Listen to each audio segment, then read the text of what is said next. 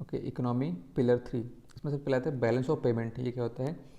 It is a systematic record of all economic transaction made between resident and non resident of a country for a specific period, usually 1 year. ठीक है, 1 साल के भीतर के अंदर जो रेजिडेंट हैं, जो किसी देश में रहते हैं, और जो नॉन रेजिडेंट है, जो किसी देश में नहीं रहते, मतलब किसी और देश में रहते होंगे, उनके बीच में जो ट्रांजैक्शन होता है उसको बैलेंस ऑफ पेमेंट बोलते हैं। सारे फिगर यहाँ पर जब रिकॉर्ड होते हो तो डॉलर में लिखे जाते हैं। जो पूरे इस तरह से मान लो इंडिया है, इंडिया जितने भी कंट्रीज से ट्रांजेक्शन्स करते हैं इंडिया में जो रहते हैं, और जो दूसरी कंट्रीज करते हैं दूसरे कंट्री में जो रहते हैं, तो बीओपी के अंतर्गत आता है वो। वर्ल्ड का net BOP, balance of transfer, balance of payment कितना है? 0। अगर मैंने किसी और से लिया तो मैंने किसी और को दिया भी, सभी दूसरे जो लेन देन होता है कुल मिला के 0 आता है, क्योंकि चीज़ें तो कांस्टेंट है ना। ठीक है, इंडिया, ये पाकिस्तान, ये यूएस, ये कुछ भी है, इसने इससे लिया, इसने इससे लिया, इसने इससे लिया, इसने इसको दिया, इसने इसको दिया, सब कुछ मिला मिलू के 0 आएगा नेट। ठीक है, अब देखो, अब सबसे पहले आते हैं बैलेंस ऑफ पेमेंट के क्या कंपोनेंट होते हैं। 2 कंपोनेंट होते हैं, पहला करेंट अकाउंट, दूसरा कैपिटल अकाउंट। करेंट अकाउंट में वो सारी चीज़ें होती हैं जो 1 साल के भीतर भीतर वाली चीज़ें होती हैं, राइट। उसमें भी 2 पार्ट आते हैं, विजिबल और दूसरा आता है इनविजिबल। ठीक है, विजिबल जो जब उसका ऐसा कोई चीज़ जिसका जिसका ट्रांजैक्शन दिखता हो, फॉर एग्जांपल गुड्स का, गुड्स हम कोई खरीदते हैं तो ये दिखता है कि गुड्स खरीदा है, तो उसका हम खरीदा गुड्स से मान लो इम्पोर्ट किया गाड़ी और पेमेंट हमने किया। ठीक है, फिर सर्विसेज आती हैं, फिर इनविजिबल आता है। इनविजिबल में पहला आता है सर्विसेज। सर्विसेज क्या होती हैं? सर्विसेज जैसे मान लो बीओपी सर्विसेज है, कस्टमर केयर सर्विसेज है। ठीक है, ये आती हैं। फिर इनकम, इनकम में आता है प्रॉफिट, इंटरेस्ट, डिविडेंड। ठीक है, लोन दिया तो इंटरेस्ट मिलेगा, कंपनी का शेयर लिया तो प्रॉफिट मिलेगा हर मंथ, मतलब हर ईयर में। ठीक है, कहीं इन्वेस्ट किया तो प्रॉफिट मिलेगा। ट्रांसफ़र में क्या आता है? ट्रांसफ़र में आता है रेमिटेंसेस, जो हम रेमिटेंस ट्रांसफ़र करते हैं, मतलब सऊदी में लोग रह रहे हैं वहाँ से रेमिटेंस ट्रांसफ़र किया। डोनेशन, कोई से मान लो इसमें इंडिया अफगानिस्तान को डोनेट कर रहा है, गेहूँ, चावल, पैसा, कुछ भी। गिफ्ट, कोई गिफ्ट किसी किसी बाहर के लोगों ने गिफ्ट किया तुमको, वो सब आ जाएगा इसमें। ठीक है, तो करंट सेक्शन है इसमें बैलेंस ऑफ पेमेंट में, करंट अकाउंट, करंट में विजिबल इनविजिबल 2 चीज़ आते हैं। विजिबल में ट्रेड और इनविजिबल में सर्विस, इनकम, ट्रांसफ़र, SIT। ठीक है, अब देखो इसमें क्या होता है कि अब हमारा गुड्स में क्या है? गुड्स में हमारा है डेफिसिट, मतलब समझ रहे हो, -$160, मतलब -160 करोड़ जो डॉलर में है, वो हमारा निगेटिव में है। मतलब हम इसका मतलब, जब निगेटिव में है इसका मतलब ये कि हम एक्सपोर्ट तो कम करते हैं, इंपोर्ट ज़्यादा करते हैं। हम ज़्यादा विदेश से खरीदते जाता है, विदेश को बेचते कम है। ठीक है, सर्विसेज में क्या है? सर्विसेज में इंडिया का सरप्लस है। इसका ये मतलब हुआ कि हम एक्सपोर्ट ज़्यादा करते हैं सर्विसेज को, इंपोर्ट कम करते हैं। ठीक है, प्रॉफिट, इंटरेस्ट, डिविडेंड में हमारा निगेटिव है, मतलब हमारा डिफिसिट है। रिमिटेंस, डोनेशन, गिफ्ट में हमारा सरप्लस है। वैसे भी रिमिटेंस सबसे ज़्यादा इंडिया का ही है पूरे वर्ल्ड में। ठीक है, तो ओवरऑल देखा जाए तो करंट अकाउंट, जो एक करंट अकाउंट है, कैपिटल अकाउंट है, तो करंट अकाउंट में ओवरऑल तो हमारा डेफिसिट है। जब सब कुछ का इनका इनका इनका इनका सबका गिना तो हमारा डेफिसिट आता है। वी हैव नेट क्या है? We have current account deficit, CAD deficit है। और पैटर्न क्या है? जिगजैग है, मतलब ऐसा नहीं कि कॉन्स्टेंटली इंक्रीज हुआ डेफिसिट है, कॉन्स्टेंटली डिक्रीज हुआ डेफिसिट, ऐसा कुछ नहीं, जिगजैग पैटर्न है। नोट, अब देखो करंट अकाउंट डेफिसिट में बस केवल एक बार 2001 से 4 के बीच में ऐसा हुआ था कि करंट अकाउंट सरप्लस आ गया था हमारा। ठीक है, अब आता है इसमें एक चीज़ आती है करंट अकाउंट के अंदर आता है बैलेंस ऑफ ट्रेड भी एक चीज़ होती है। बैलेंस ऑफ ट्रेड क्या होता है कि गुड्स ये वाला और सर्विसेज, 1 मिनट, हाँ, गुड्स, सर्विस और गुड्स, ये 2 चीज़ों अगर हम देखें, केवल इन 2 चीज़ों के बारे में बातें करें तो इसको बोलते हैं बैलेंस ऑफ ट्रेड। इसमें सब डिफरेंस देखा है, होता है इंपोर्ट एंड एक्सपोर्ट का, ऑफ गुड्स एंड सर्विसेज का, मतलब इसमें 2 चीज़ में इन्वॉल्व है, पहला गुड्स, दूसरा सर्विसेज। तो ये हमेशा हमारा निगेटिव में ही रहा है। ठीक है, क्योंकि हम गुड्स का बहुत ज़्यादा ही इंपोर्ट करते हैं। ठीक है, तो गुड्स और सर्विस का अगर हम केवल देखें तो बैलेंस ऑफ ट्रेड देखें तो हमारे हमेशा नेगेटिव में ही रहा है, मतलब डेफिसिट ही रहा है हमारा। जब BOT पॉजिटिव आया, इसका मतलब ये है कि जो ओवरऑल गुड्स एंड सर्विसेज में एक्सपोर्ट ज़्यादा हो रहा है, इंपोर्ट कम हो रहा है। मतलब हम जब सरप्लस का मतलब हम ज़्यादा बेच रहे हैं और ले कम रहे हैं। और बैलेंस ऑफ ट्रेड अगर निगेटिव में है मतलब इसका होता है ट्रेड डेफिसिट चल रहा है, मतलब हम इंपोर्ट खरीद ज़्यादा, हम बाहर ज़्यादा खरीदते हैं और खुद का कम बेच पा रहे हैं, ठीक है। अब एक बात है समझो, ये जो करंट अकाउंट डेफिसिट है ना, करंट अकाउंट डेफिसिट में ये पूरा पूरा पूरे करंट की बात, पूरे पूरे अकाउंट की बात जाती है। तो करंट अकाउंट डेफिसिट तो हमारा बस हमेशा नेगेटिव ही रहता है। बस एक साल ऐसा हुआ था 2004 से 2001 से 2004 के बीच में ऐसा हुआ था कि हमारा ये पॉजिटिव हो गया था। लेकिन एट द सेम टाइम जो ट्रेड बैलेंस है वो हमेशा ही negative, always negative. Trade balance क्या है? Trade with goods and services, ठीक है। किसमें? गुड्स में और सर्विस में जो ट्रेड होता है वो ट्रेड बैलेंस कहते हैं, वो हमेशा ही नेगेटिव होता है। और जो ट्रेड अगर विजुअल में और इनविजुअल में एसआईटी सब कर लो, पूरा काउंट कर लो, तो करंट अकाउंट डेफिसिट आता है वो हमेशा ही नेगेटिव होता है, एक्सेप्ट 2001, 3, 4, 5 सॉरी 1, 2, 3, 4 तक हमारा पॉजिटिव रहा है, ठीक है। अब एक बात समझ लो, करेंट अकाउंट मान लो अगर पूरा सिस्टम करेंट अकाउंट है तो बैलेंस ऑफ ट्रेड उसके अंदर आता है, ठीक है। India has trade deficit with top 10 trade partners except USA. 2021 में ऐसा हुआ था कि हमारे टॉप 10 जो ट्रेड पार्टनर जिससे हम ट्रेड करते हैं, सबसे हमारा ट्रेड डेफिसिट था। इसका मतलब ये कि हम इम्पोर्ट तो हम ज़्यादा करते थे, ठीक है, और एक्सपोर्ट हम कम करते थे, ठीक है, तभी हमारा ट्रेड कहता है डेफिसिट था। अब टॉप 10 ट्रेडिंग पार्टनर्स में 2021 में कौन रहा है? चाइना। 2019-20 में कौन रहा है? यूएसए। और 2014 से 18 तक कौन रहा है? चाइना, ठीक है। चाइना मेजरली रहता है हमारा। Indian share in global trade में क्या है हमारा? 1.7% मर्चेंडाइज एक्सपोर्ट है और 3.7 सर्विस एक्सपोर्ट, मतलब सर्विस का एक्सपोर्ट शेयर ज़्यादा है हमारा, ठीक है। अब आगे देखते हैं। अब करेंट अकाउंट डेफिसिट क्या मतलब है? करंट अकाउंट डेफिसिट समझ लो, करंट अकाउंट डेफिसिट अगर बढ़ रहा है इसका मतलब जो रुपये का है वो डिप्रिशिएट होगा, ठीक है, और इन्फ्लेशन बढ़ेगा, रुपये की वैल्यू कम हो जाएगी, ठीक है। करंट अकाउंट डेफिसिट जब बढ़ता है तो इसका मतलब ये है कि हमारा रुपये की वैल्यू कम हो रही है। Current account deficit means import ज़्यादा कर रहे हो, एक्सपोर्ट कम कर रहे हो। जब इंपोर्ट ज़्यादा किया तो डॉलर बाहर जाएगा, ठीक है। जब इंपोर्ट हम ज़्यादा कर रहे हैं तो कोई चीज़ मान लो विदेश से हमने कार इंपोर्ट की तो हमें डॉलर में पेमेंट करना पड़ेगा ना। तो जब डॉलर में पेमेंट किया तो डॉलर चला गया अपने देश से। अब क्या हुआ कि डॉलर ज़्यादा चला गया और रुपए तो अभी बराबर ही है, तो रुपए के जो प्रोपोर्शनली जो वॉल्यूम है रुपए का वो ज़्यादा हो गया और डॉलर का प्रोपोर्शन वॉल्यूम कम हो गया, तो वैल्यू डॉलर की बढ़ गई और रुपये की कम हो गई। जब वैल्यू की रुपये कम हुई लेड टू इन्फ्लेशन, क्योंकि सेम चीज़ खरीदने के लिए अब ज़्यादा पैसे देने पड़ेंगे हमें, तो इन्फ्लेशन आएगा। और एक बात समझ लो, जैसे कि जब डिप्रिशिएशन होता है, जब डिप्रिशिएशन होता है तो हमारा एक्सपोर्ट बढ़ता है, ठीक है, इसको ऐसे लिख देते हैं। जब डिप्रिशिएशन होता है, जब रुपए की वैल्यू कम होती है तो एक्सपोर्ट बढ़ेगा, ठीक है। और दूसरी बात, जब रुपए की वैल्यू कम होती है तो इन्वेस्टमेंट भी बढ़ता है। क्यों? पहले मान लो रुपये की वैल्यू ज़्यादा थी तो मान लो हम $10 इन्वेस्ट करना चाहते हैं तो ओवरऑल मान लो ₹90 इन्वेस्ट हुआ, लेकिन अब रुपये की वैल्यू कम हो गई तो मतलब अगर हम $10 इन्वेस्ट करते हैं तो ओवरऑल ₹110 इन्वेस्ट कर दिया, तो जो इन्वेस्ट कर रहा है उसके लिए प्रॉफिट है अब इन्वेस्ट करना, क्योंकि उसकी करेंसी क्योंकि डॉलर मतलब उसकी करेंसी वैल्यू बढ़ गई है, रुपये की वैल्यू घट गई है, तो इन्वेस्टमेंट के लिए अच्छा हो गया, ठीक है। जब रुपये की वैल्यू कम होती है तो एक्सपोर्ट ज़्यादा होता है, क्योंकि रुपये की वैल्यू कम है। तो मतलब कोई चीज़ पहले मान लो कोई आदमी पहले विदेशी कोई $1.2 देकर उसे ₹70 मिलते थे, वो $70 में खरीदता था। अब क्या उसे केवल $1 देना पड़ेगा तभी 70 मिलेगा, तो अब एक्सपोर्ट बढ़ गया, विदेशियों के लिए आसान हो गया खरीदना सामान, ठीक है। तो करंट अकाउंट डेफिसिट अगर बढ़ता है, करंट अकाउंट डेफिसिट अगर बढ़ता है, डिप्रिशिएशन रुपए का होता है और इन्फ्लेशन बढ़ता है, इन्वेस्टमेंट भी बढ़ता है और एक्सपोर्ट ईजी होता है। अब आते हैं ट्रेड सरप्लस। हमारा बहुत ज़्यादा कंट्रीज से ट्रेड सरप्लस नहीं है, लेकिन कुछ कंट्रीज से हमारे से यूएसए से हमारा ट्रेड सरप्लस है, बांग्लादेश से है, नेपाल से है, भूटान से भी होगा, ठीक है। यहाँ से तो हमारा ट्रेड सरप्लस है। चाइना से ट्रेड डेफिसिट है, इराक से डेफिसिट है, सऊदी अरेबिया से डेफिसिट है। तो टॉप इम्पोर्ट हर साल का अलग अलग होता है, ठीक है। नॉर्मली रहता है क्रूड ऑयल का, जो हम जो क्रूड ऑयल होते हैं पेट्रोलियम के, वो हम इंपोर्ट करते हैं विदेश से, और टॉप एक्सपोर्ट में हम पेट्रोलियम प्रोडक्ट्स करते हैं, ठीक है। लेकिन हर साल के लिए अलग अलग होता है, तो लेटेस्ट देख लो। रिमिटेंस इंडेक्स सबसे ज़्यादा है 80 बिलियन का, उसके बाद चाइना का है 67 बिलियन का, फिर मैक्सिको का है।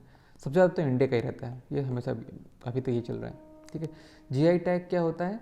जीआई टैग, सबसे पहला जीआई टैग मिला दार्जिलिंग टी को मिला था। ये गवर्न किया जाता है अंडर डब्ल्यूटीओ के ट्रिप्स एग्रीमेंट के अंदर ये कवर किया जाता है। इंडिया में जो एक्ट बना जिससे कि एग्रीमेंट उसका एप्लीकेशन में लाया जाएगा वो जीआई ऑफ गुड्स एक्ट 1999 है। जीआई टैग जब मिलता है उसकी वैलिड 10 साल की होती है और उसको रिन्यू भी करा सकते हैं, ये एक अच्छी बात है। 10 साल की वैल्यू होती है बट उसको रिन्यू भी करा सकते हैं। इंटरनेशनल नोडल एजेंसी कौन है? वीपो, जो यूएन की एजेंसी है, वीपो। ठीक है, स्पेशलाइज्ड एजेंसी है यूएन की, हेडक्वार्टर है जिनेवा स्विट्जरलैंड में। ठीक है, इंडिया में नोडल एजेंसी कौन सी है? Ministry of commerce and industry की है। क्या है? Controller general of patent, design and trademark. ये पेटेंट्स को भी देखते हैं, डिज़ाइंस को भी देखते हैं, ट्रेडमार्क्स को भी देखते हैं। ठीक है, इस स्पेशल इकोनॉमिक जोन क्या चीज़ होता है? इसको deemed as a foreign territory for the purpose of tax laws and trade laws. Tax and trade laws के लिए ये फॉरेन टेरिटरी को माना जाता है, क्योंकि बहुत सारे एग्जेम्पशंस मिलते हैं। ये किस पॉलिसी के अंतर्गत आता है? स्पेशल इकोनॉमिक जोन पॉलिसी के अंतर्गत आता है, और स्पेशल इकोनॉमिक जोन एक्ट 2005 उसके अंतर्गत आता है। State government forward the proposal to create, जो स्टेट गवर्नमेंट होती है, जो राज्यों की जो सरकारें होती हैं, एक मिनट, जो राज्यों की सरकार होती है वो फॉरवर्ड करती है प्रपोजल को कि एक एसईजेड बना दो, और यूनियन कॉमर्स मिनिस्ट्री उस चीज़ को अप्रूव कर देती है। ठीक है, तो ये लोग स्टेट गवर्नमेंट नहीं बनाते हैं, स्टेट गवर्नमेंट प्रपोजल देते हैं। स्टेट गवर्नमेंट देगी प्रपोजल, क्या देगी state government? Only proposal, state government देगी प्रपोजल और फिर यूनियन कॉमर्स मिनिस्ट्री उसको अप्रूव कर देगी। इन 1956 में एशिया का पहला एसईजेड बना था, जिसको कांडला गुजरात में बना था। ठीक है, NELP replaced by HELP, hydrocarbon exploration and licence policy. जो पहले नेल्प नेशनल करके था, उसको हटवा के अभी हेल्प आया है, hydrocarbon exploration and licence policy. इसके कुछ सिग्निफिकेंट फीचर्स क्या क्या हैं? इस सिंगल यूनिफॉर्म लाइसेंस लेना पड़ेगा, हर टाइप के हाइड्रोकार्बन पे एप्लीकेबल होगा, मतलब एक लाइसेंस लो और सारे तरह के हाइड्रोकार्बन को आप एक्सप्लॉइट कर सकते हो। गवर्नमेंट जो अपना पहले जो शेयर को रिसीव करेगी वो ग्रॉस रेवेन्यू में करेगी, प्रॉफिट में पहले ये लोग पहले प्रॉफिट में करते थे, और कंपनी दिखा दी कि हमें प्रॉफिट हुआ ही नहीं है तो गवर्नमेंट कुछ मिलता ही नहीं था। अब कह रहे हैं ये लोग कह रहे हैं कि हम ग्रॉस रेवेन्यू में शेयर को करेंगे। Government not interfere in marketing and pricing, जब प्राइसिंग होगी और या मार्केटिंग होगी तो उसमें गवर्नमेंट इंटरफेयर नहीं करेगी, जो गैस और ऑयल के दाम होंगे उनमें। Relax norm for exploration of offshore area because of high risk. जैसे एक होता है ऑनशोर एरिया, एक होता है ऑफशोर एरिया। समुद्र के जस्ट आप उससे कोस्टल एरियाज में कर रहे हो तो ऑनशोर एरिया हो जाएगा। अब आप समुद्र से काफ़ी दूर एरिया में कर रहे हो, ऑफशोर हो जाएगा। ऑफशोर में लोग जाना नहीं चाहते क्योंकि वहाँ रिस्क ज़्यादा होता है, इसलिए वहाँ पर कोई एक्सप्लोरेशन करना चाहेगा तो वहाँ के लिए नॉर्म्स जो रहेंगे काफ़ी रिलैक्सड रहेंगे। ठीक है, ओपन एक्रेज पॉलिसी रहेगी। ये क्या होता है कि company can pick and choose the block from the designated area, मतलब एक एरिया डिजिग्नेट किया गया है, लंबा चौड़ा सा एरिया, उसमें से उसमें किसी भी ब्लॉक को एक कंपनी अपने आप ही चूज़ कर सकती है। ऐसा नहीं, सरकार नहीं देगी कि आप ये वाला ब्लॉक चूज़ करो। Company open acreage policy company खुद ही चूज़ करेगी। इंडिया का स्ट्रेटजिक रिजर्व क्या है, कौन मैनेज करता है? Ministry of petroleum natural gas करते हैं। इसमें देखो स्ट्रेटजिक रिजर्व हमारा ये वेस्ट कोस्ट में भी है और ईस्ट कोस्ट में भी। कर्नाटक, ठीक है, कर्नाटक में हुआ, ये तमिलनाडु में हुआ, ये उड़ीसा में हो गया। कर्नाटक में कहाँ गए? पेडूर है, पेडूर कर्नाटक, मैंगलोर कर्नाटक। आंध्र प्रदेश में क्या है? विशाखापट्टनम। ठीक है, और चंडीखोल क्या है? चंडीखोल है हमारा उड़ीसा में है। तो सबसे ज़्यादा कहाँ पर है? सबसे ज़्यादा है कर्नाटक के एरियाज़ में है। सबसे ज़्यादा जो रिजर्व है वो पांडुर में है, उसके बाद मंगलोर में है, और उसके बाद विशाखापट्टनम में है। ठीक है, PMV पांडुर सबसे ज़्यादा है, फिर मंगलोर में, फिर विशाखापट्टनम में। तो ये हमारा रैंकिंग हो गई। अब आते हैं बैलेंस ऑफ पेमेंट में, कैपिटल अकाउंट में आते हैं और देखते हैं। बैलेंस ऑफ पेमेंट में तो करेंट अकाउंट तो हमारा ये था, इसमें विजिबल और नॉन विजिबल था। विजुअल में गुड्स था, नॉन विजुअल में SIT। ठीक है, सर्विस, इनकम, ट्रांसफ़र। इनकम में क्या था? Profit, interest, dividend. क्या था? Profit, interest, dividend. और ट्रांसफ़र में क्या था हमारा? Remittance, donation, gift. क्या है? Remittance, donation, gift. अब आते हैं हम कैपिटल अकाउंट में, देखते हैं। कैपिटल अकाउंट में इन्वेस्टमेंट, लोन, बैंकिंग, तीन में देखना है। इन्वेस्टमेंट में हम कैसे इन्वेस्टमेंट कोई हमारे देश में कैसे करता है और हम किसी के यहाँ कैसे करते हैं। मान लो मुकेश अंबानी का यूएस में 5 बिलियन का इन्वेस्टमेंट है, वैसे ही दूसरी कंपनी का जो यूएस की है, जैसे जैसे ये बिग बाजार, मतलब ये जो हो गई यूएस की कंपनियाँ, अमेज़ॉन, फ्लिपकार्ट, अमेज़ॉन हो गई, ये इंडिया में इन्वेस्ट करती हैं, ठीक है। अब देखो इसमें होता है एफडीआई, ये चीज़ आती है एफडीआई, जब लॉन्ग टर्म में इन्वेस्टमेंट आता है तो एफडीआई है, और वो ज़्यादा शेयर्स भी लेते हैं। एफपीआई शॉर्ट टर्म के लेते हैं, ठीक है।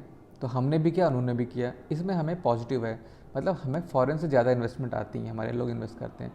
लोन में क्या होता है कि गवर्नमेंट टू गवर्नमेंट लोन होता है, जैसे मान लो हमें यूएस गवर्नमेंट ने लोन दे दिया, फिर यूएस गवर्नमेंट को हम लोन देते हैं, या फिर एक्सटर्नल कमर्शियल बॉरोइंग हुई, या फिर जैसे कि यहाँ के जो बिजनेसमैन हैं वो विदेश के कंपनी से लोन लें या विदेशी बैंकों से लोन लें, और या फिर विदेश के जो लोग हैं वो यहाँ की कंपनी से लोन लें या फिर यहाँ के बैंकों से लोन लें।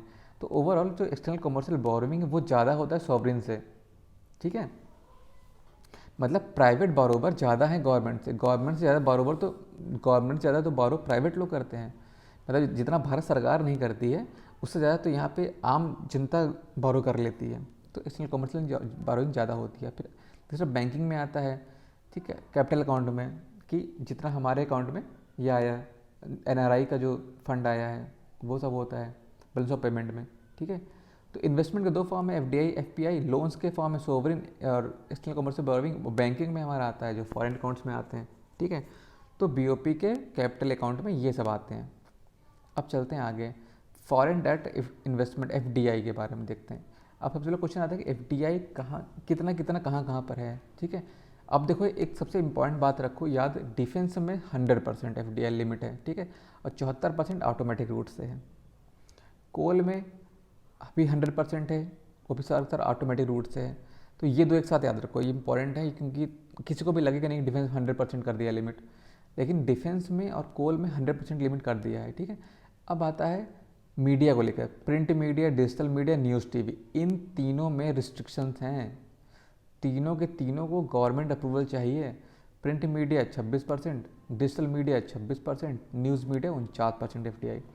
अब देखो सिंगल ब्रांड रिटेल, मतलब जैसे कि कोई एक स्टोर खोले जिसमें एप्पल के ही सारे प्रोडक्ट हों या फिर रिबॉक के ही सारे प्रोडक्ट्स हों, तो वो सिंगल ब्रांड है, इसमें तो 100% एफडीआई है और 49% ऑटोमेटिक रूट से है, ठीक है। लेकिन मल्टी ब्रांड रिटेल में, मतलब ऐसा शोरूम खुले जिसमें रिबॉक भी है, नाइकी भी है, एडिडास भी है, ये सब कोई हैं। यहाँ पर पहली बात तो 51% ही आप मल्टी ब्रांड में कर सकते हो, मैक्सिमम लिमिट ये है, वो भी सारी गवर्नमेंट अप्रूवल से, क्योंकि देखो मल्टी ब्रांड वाले की जो मांग है वो ज़्यादा रहेगी उन स्टोर्स की जिनमें हर तरह के प्रोडक्ट्स मिल जाएँ, ठीक है। तो वहाँ पर रिस्ट्रिक्शंस हैं। सिंगल वाले में ज़्यादा कोई लोग इन्वेस्ट नहीं करता, इसलिए उसी को ज़्यादा कहेगी तुम 100% यहाँ कर सकते हो सिंगल ब्रांड वाले की। जैसे मान लो अमेजोन की शॉप खुल गई, तो एडिडास की कोई शोरूम है तो पूरा एडिडास वाले विदेश से इन्वेस्टमेंट 100% कर सकते हैं। ई कॉमर्स में 2 मॉडल होते हैं, इन्वेंट्री मॉडल और market place model. Inventory model में क्या होता है, उनकी अपनी ही इन्वेंट्री होगी और वो अपनी इन्वेंट्री से ही बेचेंगे, ठीक है। ई कॉमर्स मान लो ऐसा कोई अमेज़ॉन का है मान लो, तो अमेज़ॉन खुद ही मैन्युफैक्चर करे, खुद ही बेचे, ऐसा हो गया, तो इसमें 0% एफडीआई है, आप इसमें इन्वेस्ट नहीं कर सकते। लेकिन ई कॉमर्स जो मार्केट प्लेस है, मतलब एक तरह से प्लेटफॉर्म बना दो, प्लेटफॉर्म बनाने के बाद उसमें सबकी अपनी अपनी दुकानों से सामान आएंगे और लोगों के पास जाएंगे, ठीक है। एक तरह से प्लेटफॉर्म रहेगा, उसमें इनका अपना खुद का प्रोडक्शन नहीं होगा, ठीक है। उसमें कोई भी कंपनी आगे सामान बेच सकती है कॉम्पिटिटिव रेट में, लो और लोग खरीदेंगे। उसमें 100% एफडीआई की पूरी ऑटोमेटिक रूट से है, ठीक है। 2021 में क्या हुआ था कि जो हाईएस्ट एफडीआई इनफ्लो सबसे ज़्यादा था अब तक का, ठीक है, 10 सालों में India attracts highest ever total FDI inflow dollar इतना billion during 2021, 10% more than the last financial year. लेकिन अभी एक इतनी इंपॉर्टेंट बात नहीं है, ठीक है। अब एक अच्छी बात देखो, एफडीआई कहाँ अलाउड नहीं है। सबसे बड़ी बात कि किस जगह पे एफडीआई अलाउड नहीं है, लॉटरी में अलाउड नहीं है, गैम्बलिंग में अलाउड नहीं है, चिट फंड में अलाउड नहीं, निधि फंड में अलाउड नहीं है, निधि कंपनी में। लॉटरी, गैम्बलिंग, चिट फंड, निधि कंपनी और सिगरेट, इन 5 चीज़ों में एफडीआई अलाउड नहीं है। अब देखो 2 ऐसे एरिया जहाँ पे प्राइवेट सेक्टर इन्वेस्ट नहीं कर सकता है, पहला एटॉमिक एनर्जी, दूसरा रेलवे ऑपरेशंस, ठीक है। Railway operations not the railway infrastructure. तो रेलवे में 100% FDI है under automatic route in in infrastructure, ठीक है, इंफ्रा में 100% FDI है, लेकिन रेल ऑपरेशंस में FDI नहीं है, but not in rail operation. तो दो जगह जहाँ पर प्राइवेट सेक्टर का इन्वेस्टमेंट नहीं हो सकता, पहले वो है पहला ऑटोमेटिक एनर्जी, दूसरा है रेलवे ऑपरेशन। ठीक है, आगे चलते हैं।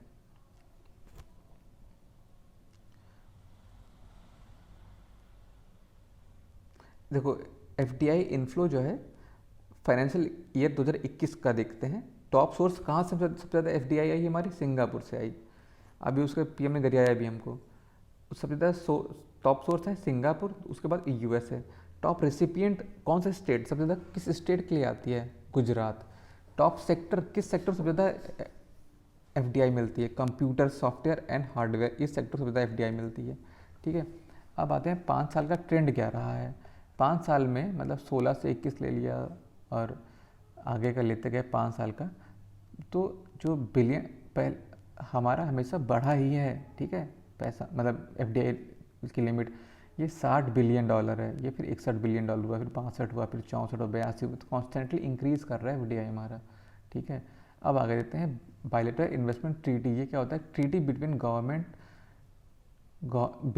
To governments to protect investor of both countries. जैसे दो कंट्री है, इंडिया ऑस्ट्रेलिया मान लो है, तो इनका आपस में बायलैटरल इन्वेस्टमेंट ट्रीटी होगी। तो जैसे जो प्राइवेट सेक्टर के लोग जो इंडिया में इन्वेस्ट कर रहे हैं और जो यहाँ के लोग जो इंडिया में जो ऑस्ट्रेलिया में इन्वेस्ट कर रहे हैं, उनका इन्वेस्टमेंट प्रोटेक्ट कर रहे, कोई दिक्कत ना हो। ठीक है, they protect right of investor by imposing conditions on regulatory behaviour of the host state. मतलब होस्ट स्टेट किस तरह से रेगुलेशन ला सकता है, उन तब के बिहेवियर को ये बायलैटरल इन्वेस्टमेंट ट्रीटी रेगुलेट करती है। ठीक है, इसमें नॉर्म्स होते हैं कि क्या क्या कर सकते हैं, क्या नहीं कर सकते हैं। तो इंडिया का पहला BIT वॉज साइन किया गया था UK के द्वारा 1994 में। फिर 84 कंट्रीज़ तक ये लोग कर लिए थे BITs। फिर लेकिन बाद में क्या हुआ, डिस्प्यूट्स कुछ होने लगे 2011 से। फिर अब ये हुआ कि नई BIT मॉडल्स बनाए जाएंगे, तो 2016 में BIT मॉडल बनाया गया। फिर 2016 से 19 तक में इंडिया ने टर्मिनेट किया जो एग्जिस्टिंग BIT मॉडल जिसमें इश्यूज़ हो रहे थे। 66 BITs को टर्मिनेट कर दिया गया, और अभी तक 3 न्यू BITs को हमने किया है, बायलैटरल इन्वेस्टमेंट ट्रीटीज़ को, लेकिन अभी तक वो फोर्स में नहीं आए हैं। ठीक है, आगे चलते हैं। अब FDI जो पॉलिसी है उसमें कुछ रिवाइज हुआ है। ठीक है, क्या हुआ है कि पाकिस्तान जो है हमारा, वो डिफेंस, स्पेस और एटॉमिक एनर्जी में इन्वेस्ट नहीं कर सकता, प्रोहिबिट है। कहाँ नहीं कर, डिफेंस में नहीं कर सकता, और पाकिस्तान से डिफेंस करवा देंगे, उसकी औकात भी नहीं है। पाकिस्तान डिफेंस में नहीं कर सकता है, स्पेस में नहीं कर सकता, एटॉमिक एनर्जी, इन तीनों में नहीं कर सकता है। ठीक है, दूसरी बात क्या है, an entity of the country which share land borders with India can invest only under government routes. मतलब जो भी कोई कंट्री जिसका बॉर्डर इंडिया से लगा हुआ है, वो अगर इंडिया में इन्वेस्ट करना चाहते हैं तो केवल गवर्नमेंट रूट के थ्रू ही आएंगे। ऐसा नहीं होगा कि ऑटोमेटिक रूट से आ गए। ठीक है, वो 7 कंट्रीज़ का बॉर्डर है, वो 7 कंट्रीज अगर इन्वेस्ट करना चाहती हैं तो ऑटोमेटिक रूट से नहीं आएंगी, गवर्नमेंट रूट से आएंगी। ठीक है, गवर्नमेंट रूट से transfer of ownership without government approval नहीं होगा। ठीक है, पहले मान लो कोई कंपनी थी, ठीक है, कोई कंपनी X मान लो है, अब उसमें कोई मान लो चाइना कल को मोर देन 51% स्टेक्स खरीद के कह दे कि ओनरशिप ट्रांसफ़र करो, ऐसा नहीं हो सकता, गवर्नमेंट अप्रूवल के बिना नहीं हो सकता। ठीक है, अब आते हैं अगली बात कि FDI का अगर 50 बिलियन के ऊपर का प्रपोजल है तो यह होगा cabinet committee of economic affair के द्वारा ही ये पास किया जाएगा। अब दो चीज़ आती हैं, FPI और FPI या फिर FII, इसको ये भी बोल सकते हैं। ठीक है, फॉरेन एंटिटी रजिस्टर्ड सेबी, ये क्या है? FPI क्या है? फॉरेन पोर्टफोलियो इन्वेस्टमेंट है। ये क्या होता है कि ये होता क्या है, पहले समझो। Foreign entity registered eight SEBI, ये जो फॉरेन एंटिटी होती हैं सेबी में रजिस्टर्ड होती हैं, और ये बाय करती हैं up to 10% of equity share in Indian company. ठीक है, 10% या उसके अंदर तक का शेयर ही खरीदते हैं, और ये रजिस्टर्ड होती हैं। ऐसा नहीं होता FPI, ऐसा नहीं कि रजिस्टर्ड नहीं है, ये रजिस्टर्ड होती हैं सेबी से। ठीक है, तो इनका FPI का मोटिव क्या था? FPI's primary motive objective is to make money from buying and selling of share through the capital market, share market. ये कैपिटल शेयर मार्केट में पैसा शेयर्स को बाय करती हैं और सेल करती हैं। तो ओवरऑल ये मनी पैसा बनाना चाहती हैं, मतलब इन्वेस्ट करो, प्रॉफिट लो, पैसा बनाओ और निकलो। They even help the SBI non registered foreign investors by issuing participatory notes. वो जो नहीं होता कि जो फॉरेन इन्वेस्टर्स होते हैं but they don't want to be registered with the SEBI and also want to invest, तो वो लोग क्या करते हैं, FPI के फॉरेन पोर्टफोलियो इन्वेस्टमेंट के पास जाते हैं और वहाँ से पार्टिसिपेटरी नोट इशू करवाते हैं। ठीक है, तो ये जो FPIs होते हैं ये हेल्प करती हैं पार्टिसिपेटरी नोट्स को इशू करके जो रजिस्टर्ड नॉन्स जो फॉरेन इन्वेस्टर हैं जो SEBI से रजिस्टर्ड नहीं है उनको ये नोट इशू करती हैं। ठीक है, FPI not involve in actual operation, production, management, business and policy making of A company. पहली बात तो FPI का मेन मोटिव रहता है कि पैसा कमाना। वो यहाँ अगर तुम्हारे बिजनेस में इन्वेस्ट नहीं करना, परमानेंट इन्वेस्टमेंट नहीं करना चाहते कि तुम्हारा बिजनेस काफ़ी चल रहा है हम इन्वेस्ट करेंगे। इनका तो ये है कि आए हैं, इन्वेस्ट करेंगे, पैसा बनाएंगे, तुरंत निकलेंगे। ठीक है, if FPI investor is hopeful to get better returns in the other country share bond market, he may quickly sell his Indian security and run away. The flight of such money is called hot money. It result into weakening of Indian rupee and falling of Sensex. इनका main motive है पैसा कमाना। इस country में मिला तो यहाँ कमाएंगे, दूसरे में मिला तो वहाँ कमाएंगे। ठीक है, इस कंपनी में मिला तो यहाँ कमाया, इससे बेटर ऑफर यहाँ पर है तो यहाँ पे जाके इन्वेस्ट करेंगे। तो जैसे ये बहुत ही ज़्यादा अमाउंट में पैसा लगाते हैं फिर अचानक निकाल भी लेते हैं, तो इसलिए जो ये मनी है इसका ट्रांजेक्शन काफ़ी जल्दी होता है। जल्दी सिक्योरिटीज़ को सेल करते हैं, जल्दी सिक्योरिटी परचेज करते हैं, हॉट मनी कहलाता है। ठीक है, चलायमान मुद्रा। ठीक है, it result into weakening of Indian rupees, क्योंकि अचानक से तुम खूब सारा डॉलर ले आओ या एकदम डॉलर निकाल लो। ठीक है, तो इंडियन रुपीज़ से वीक होता है। सेंसेक्स फॉल होता है, जब तुम इकोनॉमी से पैसा एकदम से निकाल लोगे वैसे सेंसेक्स तो हमेशा फॉल होता है। सेंसेक्स अप जाता है मतलब इकोनॉमी की स्ट्रेंथ को दिखाता है, सेंसेक्स नीचे जा रहा है मतलब इकोनॉमिक डिप्रिशिएट हुई वो दिखाता है। अचानक से पैसा इकोनॉमी से निकल जाएगा तो सेंसेक्स फॉल हो ही जाएगा। ठीक है, अब FDI क्या होता है, ये फॉरेन डायरेक्ट इन्वेस्टमेंट है। ठीक है, इसमें मोर देन 10% का इक्विटी शेयर को कोई भी कंपनी जो भी इन्वेस्टर है वो एक्वायर करता है। Investment made by foreign entity into Indian company with objective to get involve in the management production of the Indian company. ये लॉन्ग टर्म के लिए आते हैं, प्रॉपर इन्वेस्टमेंट करना चाहते हैं, शेयर्स खरीदना चाहते हैं, मैनेजमेंट करना चाहते हैं, प्रोडक्शन करना चाहते हैं। तो ये लॉन्ग टर्म का प्रोसेस है FDI, मतलब मोर मैच्योर, मोर स्टेबल, इस टाइप का। अब देखो एग्जांपल समझो कि हमारा FDI कितना आता है हमारे पास, FPI कितना आता है। देखो FPI क्या आता है, ज़्यादा इन्फ्लो होता है FPI का, $295 बिलियन। ठीक है, और ये $273 बिलियन आउटफ्लो, मतलब डेबिट, ये इतना आया और इतना चला भी गया। नेट इन्फ्लो 22, मतलब ज़्यादा आता है, ज़्यादा जाता है। Net inflow 22। FDI में क्या कम आता है 64, और कम जाता मतलब 64 आता है और 23, मतलब जैसे 64 बिलियन डॉलर बाहर से इन्वेस्टमेंट आता है, $23 बिलियन हम बाकी इन्वेस्ट करते हैं तो नेट 30 बचता है। ठीक है, तो ओवरऑल जो इन्वेस्टमेंट की बात करें तो हमारे यहाँ पॉजिटिव में ही है। FPI और FDI को कंसिडर कर रहे हैं और नेट देखें तो हमारे पास पॉजिटिव में ही है, सरप्लस इन्वेस्टमेंट है। ठीक है, फ्रॉम F डॉट हम क्या देखते हैं, large amount of money comes via foreign portfolio investor but because it is speculative and volatile in nature so it does not stay for long in the Indian market, so net term it's lower than FDI। FPI बहुत सारी आती भी है और लोग बहुत सारा बाहर इन्वेस्ट भी करते हैं, तो नेट जो आता है वो हमेशा मतलब ज़्यादातर FDI से कम ही रहता है। ठीक है, ओवरऑल हमारा इन्वेस्टमेंट पॉजिटिव में आता है। अब इसके कुछ क्वेश्चन हैं। ठीक है, एक क्वेश्चन खुद से देखना है। अब देखो BOP क्या होता है, बैलेंस ऑफ पेमेंट का जब हम पूरा एक बैलेंस शीट बनाते हैं तो उसमें हम ऊपर लिखते हैं करेंट अकाउंट डेफिसिट। दो अकाउंट होते थे, करेंट अकाउंट और कैपिटल अकाउंट। तो करेंट अकाउंट डेफिसिट हमारा नॉर्मली निगेटिव में ही होता है, कैपिटल अकाउंट में हमेशा नॉर्मल सरप्लस में ही होता है। ठीक है, देखो हम ये चीज़ नहीं देखा था वहाँ पर। जो कैपिटल अकाउंट होता है, देखो इसमें इन्वेस्टमेंट में हम पॉजिटिव रहते हैं। ठीक है, लोन में भी हम ज़्यादा लोन लेते हैं, पॉजिटिव रहते हैं, और बैंकिंग में भी कोई हमारे यहाँ जमा होता है, पॉजिटिव रहते हैं। तो ये तीनों चीज़ में ही हमारा सरप्लस है, तो ओवरऑल कैपिटल अकाउंट में सरप्लस ही होता है। ठीक है,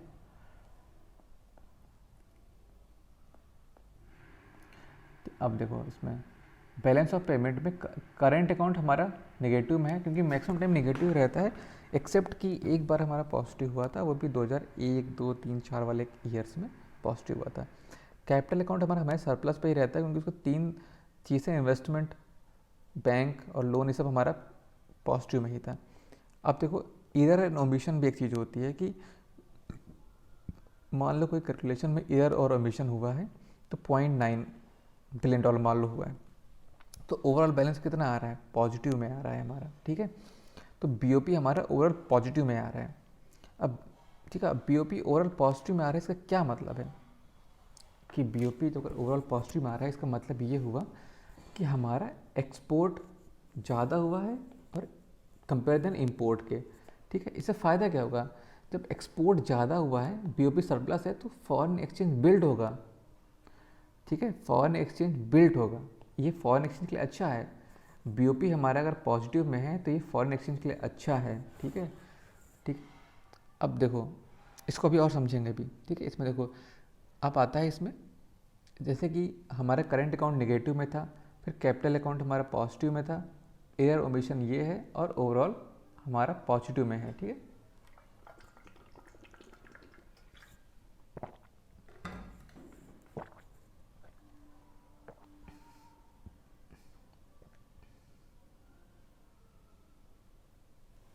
करंट अकाउंट डेफिसिट हमारा -$43 था, कैपिटल अकाउंट में सरप्लस है 91, एयर ओमिशन 0.9 का है, ओवरऑल बैलेंस +43 का है। मतलब बीओपी हमारा सरप्लस है। सरप्लस का मतलब बीओपी सरप्लस में है। सरप्लस का मतलब क्या है, अगर सरप्लस है तो ये फॉरेन एक्सचेंज को बिल्ड करेगा, पहली बात। दूसरा प्लस सरप्लस बस इसलिए है क्योंकि एक्सपोर्ट हमारा ज़्यादा है कंपेयर देन इम्पोर्ट, ठीक है। सरप्लस एक अच्छी चीज़ होती है किसी के लिए भी, किसी कंट्री के लिए भी। अब देखो फॉरेक्स रिजर्व में होता क्या क्या है, फॉरेक्स रिजर्व में होता है सबसे पहले फॉरेन करेंसी, इसमें डॉलर, युआन, पाउंड सब कुछ हो सकता है, और गोल्ड, ठीक है। अब 2 चीज़ तो एसोसिएटेड है, एसडीआर जो आईएमएफ, हाँ एसडीआर, और उसका रिवर्स ट्रांसपोजिशन। तो रिवर्स ट्रांसपोजिशन, एसडीआर, ये एक साथ हो गया, फॉरेन करेंसी और गोल्ड, ये दूसरी बात हो गई। अब आगे देखते हैं इसमें जो ये +43 है ओवरऑल बैलेंस, उसमें जो +43 ओवरऑल बैलेंस, अब इसको हमें क्या है, जो आपका आरबीआई रहेगा इसको जीरो, नेट बीओपी को जीरो बनाने का। नेट बीओपी को जीरो कब बनेगा, जब ये मतलब -43 यहाँ पे ले आएगा, ठीक है। इसका इसका मतलब क्या है, -43 लाने का क्या मतलब है कि जो ये एक्स्ट्रा डॉलर आ गए हैं, जब तुम एक्सपोर्ट ज़्यादा है इम्पोर्ट से, जब तुम एक्सपोर्ट ज़्यादा किए हो तो डॉलर आए हैं तुम्हारी इकोनॉमी में। अब ये डॉलर आए हैं तो तुम्हें जो सरप्लस डॉलर उसका करना पड़ेगा, ठीक है। बीओपी पॉजिटिव का मतलब surplus dollar in the market, ठीक है। अब आरबीआई करेगी क्या, इन डॉलर को परचेज़ करेगी, कैसे, रुपए देकर। मान लो $1 परचेज़ करना है, मान लो डॉलर है तो यहाँ पर 70 रुपये दिए मार्केट में और $1 को घसीट लिया अंदर, ऐसा करना है। तो अब ये ऐसा करते क्यों हैं, वाई डॉलर, ये आरबीआई डॉलर्स को शक करती है, क्योंकि देखो जो एक एक्सचेंज रेट बना हुआ है वो तो चलो ठीक है, लेकिन जब एक्सचेंज रेट बिगड़ता है तो उसके रिपरकशंस होते हैं। फॉर एग्जांपल अब डॉलर ज़्यादा हो गया है, डॉलर ज़्यादा हो गया है कि मतलब क्या हो गया, ठीक है, डॉलर ज़्यादा हो गया है, ठीक है, डॉलर ज़्यादा हो गया है तो रुपए की वैल्यू बढ़ जाएगी, क्योंकि प्रोपोर्शनली डॉलर के जब रुपए की वैल्यू बढ़ेगी तो पहले मान लो अगर $10 था मार्केट, हाँ, और यहाँ पर था $100, अब हो गया यहाँ पर $20, तो यहाँ पर तो भी 100 ही रुपये हैं, तो रुपए की वैल्यू बढ़ गई। जब रुपए की वैल्यू बढ़ गई तो ये एक्सपोर्ट के लिए बुरा हो गया, ठीक है, इंपोर्ट के लिए अच्छा हो गया। रुपए की वैल्यू जब बढ़ती है तो bad for export but good for import. तो अब इसको तो जब इसको हमें अपना बैलेंस बनाना है तो हमें, ठीक है, ये तो वो कंडीशन जब बीओपी प्लस में होता है। अगर बीओपी निगेटिव होता इसका मतलब ये होता कि इंपोर्ट ज़्यादा हुआ है लेस देन एक्सपोर्ट, एक्सपोर्ट कम हुआ है, ठीक है। तो ऐसी कंडीशन होती तो यहाँ पे रुपए की वैल्यू कम हो जाती। जब रुपए की वैल्यू कम हो जाती तो ये बैड फॉर इंपोर्ट हो जाता लेकिन गुड फॉर एक्सपोर्ट हो जाता। तो फिलहाल हम बैड में फोकस करेंगे। जब रुपये की वैल्यू कम होगी, सॉरी, रुपये की वैल्यू जब बढ़ेगी तो बैड फॉर एक्सपोर्ट, रुपये की वैल्यू कम होगी तो बैड फॉर इंपोर्ट, ठीक है। तो ओवरऑल कंडीशन जीरो लाना है हमें, ठीक है, बीओपी को नेट जीरो लाना है। तो स्टरलाइजेशन एक फिनोमिना होता है, उसमें कहते हैं सपोज का बीओपी पॉजिटिव है, ठीक है, मेन सरप्लस है डॉलर में मार्केट में, तो आरबीआई क्या करेगी कि पैसा इंजेक्ट करेगी और वो डॉलर को सक करेगा, ठीक है, पैसा मतलब रूपी मार्केट में भेजा और डॉलर को सक किया। अब लेकिन जब ऐसा करने पे जब रूपी बहुत सारा मार्केट में आ जाएगा, आरबीआई मस्ट जो रूपी एक्सेस में मार्केट में आ गया है एब्जॉर्ब करने के लिए जो डॉलर को भेजा गया था, अब क्या करेगी आरबीआई कि उसको ओएमओ जो ओपन मार्केट ऑपरेशन के थ्रू गवर्नमेंट सिक्योरिटीज़ को सेल करेंगे, सिक्योरिटीज़ को सेल करेगी और रुपये को मतलब अपने एब्जॉर्ब कर लेगी। जब ऐसा जो हम करते हैं, जो एक्स्ट्रा रुपये को एब्जॉर्ब करते हैं, अगर नहीं करेंगे तो इन्फ्लेशन आ जाएगा ना। ऐसा करते हैं, इस फिनोमेना को बोलते हैं स्टरलाइजेशन बोलते हैं इस फिनोमेना को, ठीक है। अब देखो आगे बढ़ते हैं। फॉरेक्स रिजर्व में क्या क्या होता है, गोल्ड फॉरेन करेंसी होती है, गोल्ड होता है, एसडीआर रिजर्व ट्रांसपोजिशन, ठीक है। इंडिया के पास जो फॉरेक्स रिजर्व है 290 बिलियन डॉलर 290। अब इंडिया किस पोजीशन पे, इतना लाने के बाद भी 8वें पोजीशन पे है, ठीक है। टॉप पे कौन है, चाइना। अब आते हैं एसडीआर। पहली बात तो ये समझ लो, क्वेश्चन आएगा एसडीआर क्या आईएमएफ करेंसी है, नहीं, SDR is not the currency of IMF, ठीक है। अब आगे आते हैं इसमें जो अब एसडीआर का देखते हैं, जो आईएमएफ की जो करेंसी, एसडीआर आईएमएफ करेंसी नहीं है, तो एसडीआर है क्या, एसडीआर इंटरनेशनल रिजर्व एसेट है क्रिएटेड बाय आईएमएफ, ठीक है, to supplement its member currencies official reserves. इसका सिंबल है XDR, ये करेंसी नहीं है। इसमें 5 करेंसियाँ हैं जो जिससे मिलके एसडीआर बनता है, ठीक है। डॉलर, यूरो, स्टर्लिंग, पाउंड, येन, युआन को रिम्बेम्बी बोलते हैं, ठीक है। टोटल 5 करेंसी से मिलकर एसडीआर बनता है, उसमें भी डॉलर का 40% योगदान है। रिवर्स ट्रांस जो पोजीशन होता है RTP जो होता है, ये क्रेडिट सिस्टम, ये आईएमएफ से रिलेटेड है, ठीक है। आगे बढ़ो। SDR is not currency, also called as paper gold बोलते हैं, because it is merely an artificial currency without any gold involve. तभी तो पेपर गोल्ड बोल रहा है, इसमें कोई गोल्ड इन्वॉल्व नहीं होता है, लेकिन इसको पेपर गोल्ड बोलते हैं एसडीआर को, इसमें कोई गोल्ड इन्वॉल्व नहीं होता, मतलब एक सिंबॉलिक रिप्रेजेंटेशन है paper gold. SDR can be traded, right, can be converted into members currency. जो भी मेंबर्स हैं, जैसे इंडिया या पाकिस्तान, कोई भी मेंबर है उस कंट्री करेंसी में कन्वर्ट कर सकता है। It can be used during settlement of their BOP transaction crisis. BOP का कुछ चक्कर चल रहा हो, ठीक है, बैलेंस ऑफ पेमेंट क्राइसिस चल रही है, तो आप एसडीआर को यूज़ कर सकते हैं। 2016 में एक रिफॉर्म होता है, उसमें जो कोटा है, उसमें जो आईएमएफ का कोटा उसमें बदलाव हुआ था। तो बदलाव होने के बाद जो इंडिया का 2.44 पहले था ना एक कोटा %, अभी हो गया है 2.75, ठीक है। अब बात आती है कि इंडिया कौन से नंबर पे, 8वें नंबर पे है, ठीक है। एक चीज़ गौर करने वाली है यहाँ पर कि जो हमारा फॉरेक्स रिजर्व भी है वो भी 8वां लार्जेस्ट है, और जो हमारा रिफॉर्म के बाद जो हमारा कोटा है वो भी 8वां लार्जेस्ट है, ठीक है। अभी कोई पूछे कि क्या टॉप 5 में हो तुम, टॉप 5 में तो वैसे भी नहीं होंगे, क्योंकि US, Europe, UK, Japan, China, ये सब है, ठीक है। अब देखो जो कोटा जो आईएमएफ में जो कोटा है उसमें रिफॉर्म लाना है, तो कहते हैं कि यूएस के पास वर्चुअल वीटो है। क्यों, यूएस के पास 18% का शेयर है, ठीक है।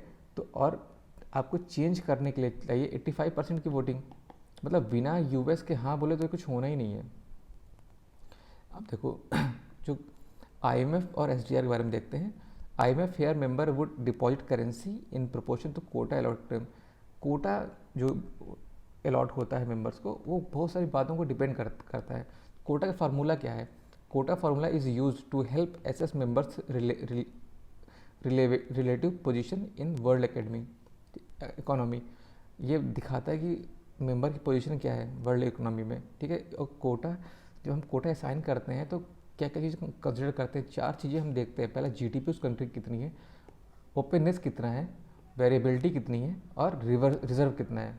जो रिजर्व जैसे इंडिया का $590 बिलियन है, उसी तरह हम देखते हैं जीडीपी कितना, ओपननेस, वेरिएबिलिटी और रिजर्व्स, ठीक है। अब any change in quota must approve 85% majority total, ठीक है। इसलिए कहते हैं यूएस पास वोटिंग पावर है, क्योंकि यूएस पास 18% का कोटा है। Members own consent also needed. जब चेंज करेंगे तो मेंबर्स का भी कंसेंट चाहिए, भाई तुम्हारा बढ़ा रहे घटा रहे। कोटा क्या डिटरमाइन करता है, उससे $1 मिलियन का कुछ कोटा डिटरमाइन क्या करता है, ठीक है। रिसोर्स कंट्रीब्यूशन, मतलब maximum amount of financial resource a member can obliged to provide IMF. मतलब कोटा हुआ जितना ज़्यादा होगा उतना ज़्यादा आपको फाइनेंशियल रिसोर्स प्रोवाइड करने पड़ेंगे। वोटिंग पावर, जितना ज़्यादा कोटा रहेगा उतना ज़्यादा आपको वोटिंग पावर रहेगी। एक्सेस टू फाइनेंशियल, जितना आपका कोटा ज़्यादा रहेगा उतना आप फाइनेंशियल आईएमएफ से एक्सेस कर सकते हो। और जितना आपका कोटा ज़्यादा रहेगा उतना ही member share in the general allocation of जो SDR एलोकेट किया जाएगा उसमें मेंबर का शेयर उतना ज़्यादा ही रहेगा। ठीक है, तो ये है कोटे के फ़ायदे। अब करेंसी एक्सचेंज रेट क्या होता है? करेंसी एक्सचेंज रेट में 2 रेट आते हैं, नॉमिनल एक्सचेंज रेट और रियल एक्सचेंज रेट। ठीक है, नॉमिनल मतलब नॉर्मल, जैसे कि मान लो कि आज का जो दाम है, कहते हैं कि आज का जो दाम है सामान का, ये नॉमिनल रेट है। इसका मतलब कि आज जो इन्फ्लेशन है वो ऑलरेडी इंक्लूडेड है इसमें। ठीक है, मान लो कल लक्स साबुन 10 रुपये का था, आज 15 रुपये का है, तो आज नॉमिनल रेट कितना है लक्स का? 15 रुपये। लेकिन रियल एक्सचेंज रेट क्या होता है? इसमें इन्फ्लेशन इन्वॉल्व नहीं होता, इन्फ्लेशन सेटल कर दिया गया। तो बोलेंगे नॉमिनल रेट लक्स का कितना है? 10 रुपये, क्योंकि जब बना था तब 10 रुपये था, जब जीरो जो बेस ईयर में जो इन्फ्लेशन था उसके हिसाब से। नॉमिनल मतलब इन्फ्लेशन इंक्लूडेड है और रियल मतलब इन्फ्लेशन इंक्लूडेड नहीं है। टॉबिन टैक्स क्या होता है? On currency exchange transaction to discourage the speculative trading. ठीक है, जो ट्रेडिंग स्पेकुलेटिव ट्रेडिंग होती है करेंसीज की, करेंसी एक्सचेंज करने में, उसमें टॉबिन टैक्स लगा देता है ताकि स्पेकुलेटिव ट्रेडिंग कम हो। Floating and flexible exchange rate क्या होता है? देखो, फ्लोटिंग और फ्लोटिंग एंड फ्लेक्सिबल का मतलब क्या है कि ये डिटरमाइन होगा बाय मार्केट फोर्सेस। ठीक है, सप्लाई एंड डिमांड पे चलता है। अब देखो, इसमें डेप्रिशिएट और एप्रिशिएट 2 टर्म आते हैं। ठीक है, रुपी डेप्रिशिएट कर रहा है, मतलब रुपी की वैल्यू कम हो रही है। ठीक है, पहले अगर $1 का 70 रुपये था, अब $1 का 80 रुपये हो गया है। इम्प्लीकेशन क्या है? रुपी की वैल्यू डिप्रिशिएट हो गई, कम हो गई। गुड फॉर एक्सपोर्ट और बैड फॉर इम्पोर्ट। रुपये की वैल्यू कम हो गई है तो ये एक्सपोर्ट, रुपये की वैल्यू कम हुई तो एक्सपोर्ट के लिए अच्छा है, इम्पोर्ट के लिए बुरा है। एप्रिशिएट का मतलब क्या होता है कि पहले अगर $1 का 70 रुपये था तो अब $1 का 85 रुपये है, मतलब रुपये की वैल्यू बढ़ गई है, तो ये good for import, bad for export.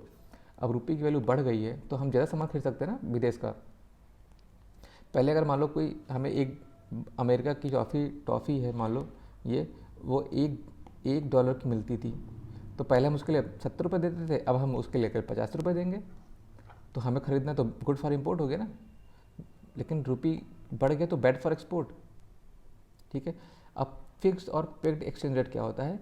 When central bank decide, जब किसी कंट्री की सेंट्रल बैंक डिसाइड करे तो उसको फिक्स्ड एक्सचेंज रेट बोलते हैं। उसमें डिवैल्यूएशन और रिवैल्यूएशन का टर्म आता है, मतलब जब कोई आदमी कर रहा है तो रिवैल्यूएशन वो टर्म आता है। डेप्रिशिएट मतलब ऑटोमेटिकली हो रही, मार्केट फोर्सेस की वजह से हो रही है। डेप्रिशिएट एप्रिशिएट मतलब मार्केट फोर्सेस की वजह से हो रही है। डिवैल्यूएशन और रिवैल्यूएशन मतलब ये कोई सेंट्रल बैंक कर रही है, RBI कर रही है। मैनेज फ्लोटिंग रेट क्या होता है कि नॉर्मल कंडीशन में तो RBI इंटरफेयर नहीं करेगी, लेकिन कोई एडवर्स कंडीशन आती है तो RBI इंटरफेयर करेगी। नीर क्या होता है? नीर और रीर देखें, नॉमिनल या और रियल इफेक्टिव एक्सचेंज रेट। ठीक है, रीर, जो रीर लिखा है, रीर इक्वल टू इंडिया का CPI अपन पार्टनर कंट्री का CPI। ठीक है, देखो नीर इंटू इन्फ्लेशन का एडजस्टमेंट है, इक्वल टू रीर हो गया। तो ऊपर इंडिया का CPI, नीचे पार्टनर कंट्री का CPI। These value help to find out whether a nation's currency is over valued और अंडर वैल्यूड। ये पता करने में हेल्प करता है कि जो नेशनल करेंसी वो ओवर वैल्यूड है कि अंडर वैल्यूड है। ट्विन डेफिसिट क्या चीज़ होती है? अब देखो, ट्विन डेफिसिट में तो एक ऐसा दिमाग लगाना, एक होगा BOP मतलब, हाँ, और एक फिजिकल, एक तो गवर्नमेंट का है और ये RBI टाइप का है। ठीक है, current account deficit CAD plus physical deficit, current account deficit plus physical deficit. ठीक है, परचेजिंग पावर पैरिटी क्या चीज़ होता है? एक हाइपोथेटिकल कॉन्सेप्ट है व्हेन 2 करेंसी के एक्सचेंज रेट कंपेयर किए जाते हैं। ठीक है, परचेजिंग पावर, वैसे मान लो 1 कप टी है इंडिया में 20 रुपये की मिलती है, US में 1 कप टी $2 की मिलती है, तो परचेजिंग पावर पैरिटी क्या है? $1 इक्वल टू 10 रुपये। एक्चुअल तो नहीं है लेकिन PPP टर्म में ये है। तो इंडिया की जो नॉमिनल GDP है वो 5वें 6वें नंबर पर रहती है। एग्जाम से पहले देख लेना किस नंबर पे है, जबकि इंडिया की जो PPP टर्म में जो GDP है वो 3rd नंबर पर रहती है।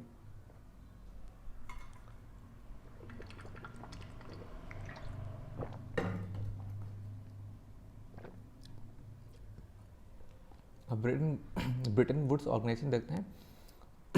ब्रिटेन वुड्स ऑर्गेनाइजेशन में 3 ऑर्गेनाइजेशन आते हैं। पहला वर्ल्ड बैंक के पहले IBRD था, IBRD वर्ल्ड बैंक एक ही है, देन IMF, देन ITO वो बना बाद में, GATT वो बना बाद में WTO। ठीक है, अब वर्ल्ड बैंक और IMF जो दोनों ही मतलब बैंक टाइप की चीज़ें हैं, वो UN की स्पेशलाइज एजेंसी है, और जो WTO है ये UN की रिलेटेड एजेंसी है। ठीक है, अब देखो GATT जो था वो केवल गुड्स के लिए था। इसे देखो, GATT नेगोशिएशन 1986 से 1993 तक चलते हैं, और उसी में उरुग्वे राउंड होता है, ठीक है। तो GATT है जो चला, इसमें बीच में उरुग्वे राउंड हुआ, उसमें वो 1995 में इसको रिप्लेस कर दिया गया बाई WTO से। देखो, और अब एक सबसे बड़ा अंतर देखो, जो GATT था, GATT फुल फॉर्म क्या है? General agreement on tariff and trade, ठीक है। ये केवल था गुड्स के लिए, लेकिन WTO ये गुड्स के लिए भी है, प्लस सर्विस के लिए भी, प्लस IPR के लिए भी है। तो ये तीनों चीज़ों के लिए है, ठीक है।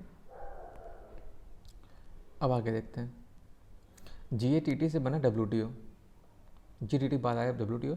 1948 में general agreement for tariff and trade was setup, ठीक है। उसमें उरुग्वे राउंड जो होता है उसके बाद of GATT negotiation decided to set up permanent institution to encourage trade. Trade किस किस चीज़ में? ट्रेड गुड्स में, सर्विसेज में और IPR प्रोटेक्शन में, तीन चीज़ में।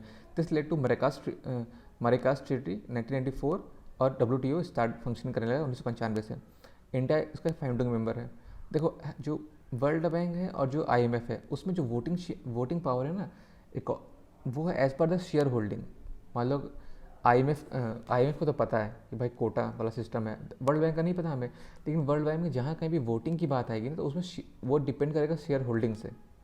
लेकिन जो WTO है उसमें वन मेंबर वन वोट है, तभी तो US WTO की जो डिस्प्यूट सेटलमेंट एजेंसी है उसमें किसी को रिक्रूटमेंट नहीं करता, क्योंकि वैसे भी वो किसी का काम का तो नहीं WTO, क्योंकि हमेशा ही जब वन मेंबर वन वोट है तो US को कोई फ़ायदा नहीं है, क्योंकि थर्ड वर्ल्ड कंट्री एक साथ आ जाएंगी, ठीक है। अब आता है WTO का स्ट्रक्चर, ठीक है। इसमें देखो, मिनिस्ट्रियल कॉन्फ्रेंस होती है, ये सुप्रीम डिसीजन मेकिंग बॉडी है, मीट करती है वंस इन 2 ईयर, ठीक है। वन कंट्री वन वोट है, अनलाइक IMF और World Bank where money power share holding determines the voting power, right.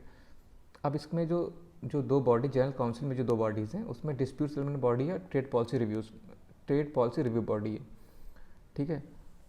अब आता है टैरिफ बैरियर। अब देखो, हमेशा ये कहा गया है कि टैरिफ बैरियर मतलब टैक्स वगैरह, और नॉन टैरिफ बैरियर्स जो मतलब अदर टेक्निकल बैरियर्स हैं, उनको हटाकर हमें फ्री मार्केट इकोनॉमी प्रमोट करनी चाहिए। ये तो थर्ड वर्ल्ड का मतलब फर्स्ट वर्ल्ड का प्रोपेगेंडा है, ठीक है। Tariff barrier against the international trade, तो टैरिफ बैरियर जो है इंटरनेशनल ट्रेड के अगेंस्ट में है। तो टैरिफ बैरियर के कुछ एग्जांपल देख लो। सेफ गार्ड ड्यूटी, जो एक देश लगाता है अप टू प्रोटेक्ट करने के लिए अपनी डोमेस्टिक इंडस्ट्री को। फिर आता है काउंटर वैलिंग ड्यूटी, ये जैसे काउंटर वैलिंग ड्यूटी है जो एक देश लगाता है दूसरे देश के प्रोडक्ट के प्रति, बिकॉज दूसरे देश ने सब्सिडी, दूसरे देश में गवर्नमेंट सब्सिडी बहुत ज़्यादा दी हुई है। अब देखो, एक बात समझ लो, जो काउंटर वैलिंग ड्यूटी है जो सब्सिडी से लड़ने के लिए लगाई जाती है, वो अब इंडिया में लगती नहीं है, ठीक है। फिर क्या लगता है? इंडिया में लगता है जो इम्पोर्ट आइटम है उसमें लगता है basic duty plus social welfare change, ठीक है। अब आता है anti dumping duty.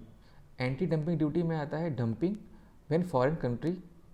Anti dumping duty में आता है देखो, एंटी डंपिंग ड्यूटी कब लगती है? जब कोई फॉरेन कंट्री है, ठीक है। अब उसका मतलब ये इंटेंशन है कि भाई इस, मान लो चाइना है, अब चाइना ये चाह ले कि चाहे इंडस्ट्री चले, जो इंडिया की जो इंडस्ट्री है जो अब मतलब बूम कर रही है, उसको हमें बर्बाद करना है। तो वो क्या करेंगे, कॉस्ट ऑफ प्रोडक्शन के से भी कम प्राइस में बेचेंगे हमारे यहाँ, ठीक है। मान लो हमारे टॉय इंडस्ट्री मान लो अब धीरे धीरे फ्लरिश हो रही है, तो वो क्या करेंगे, चाइनीज़ टॉय को मैन्युफैक्चरिंग कॉस्ट से भी कम पे बेचेंगे, ठीक है। तो हमारे यहाँ ये वो डंप करेंगे इस चीज़, ताकि हमारी इंडस्ट्री डिस्ट्रॉय हो जाए। तो इसके अगेंस्ट हम एंटी डंपिंग ड्यूटी लगाते हैं। तो नोट इसमें एक देखना है कि जो ड्यूटी एंटी डंपिंग ड्यूटी होती है उसको रिकमेंड करता है minister of commerce and industry. उसके अंदर जो DGTR है, director general of trade and remedies, वो सजेस्ट करता है कि भाई एंटी डंपिंग ड्यूटी कितनी होनी चाहिए, फिर उसको इम्पोज करता है फाइनेंस मिनिस्ट्री, ठीक है। अब इसी में एक चीज़ आती है बाउंड रेट, क्या चीज़ होता है? Bound rate is the maximum tariff that a country can impose. एक मैक्सिमम टैरिफ जो कंट्री इम्पोज कर सकती है वो बाउंड रेट होता है। वेरीज करता है countries to country and community to community.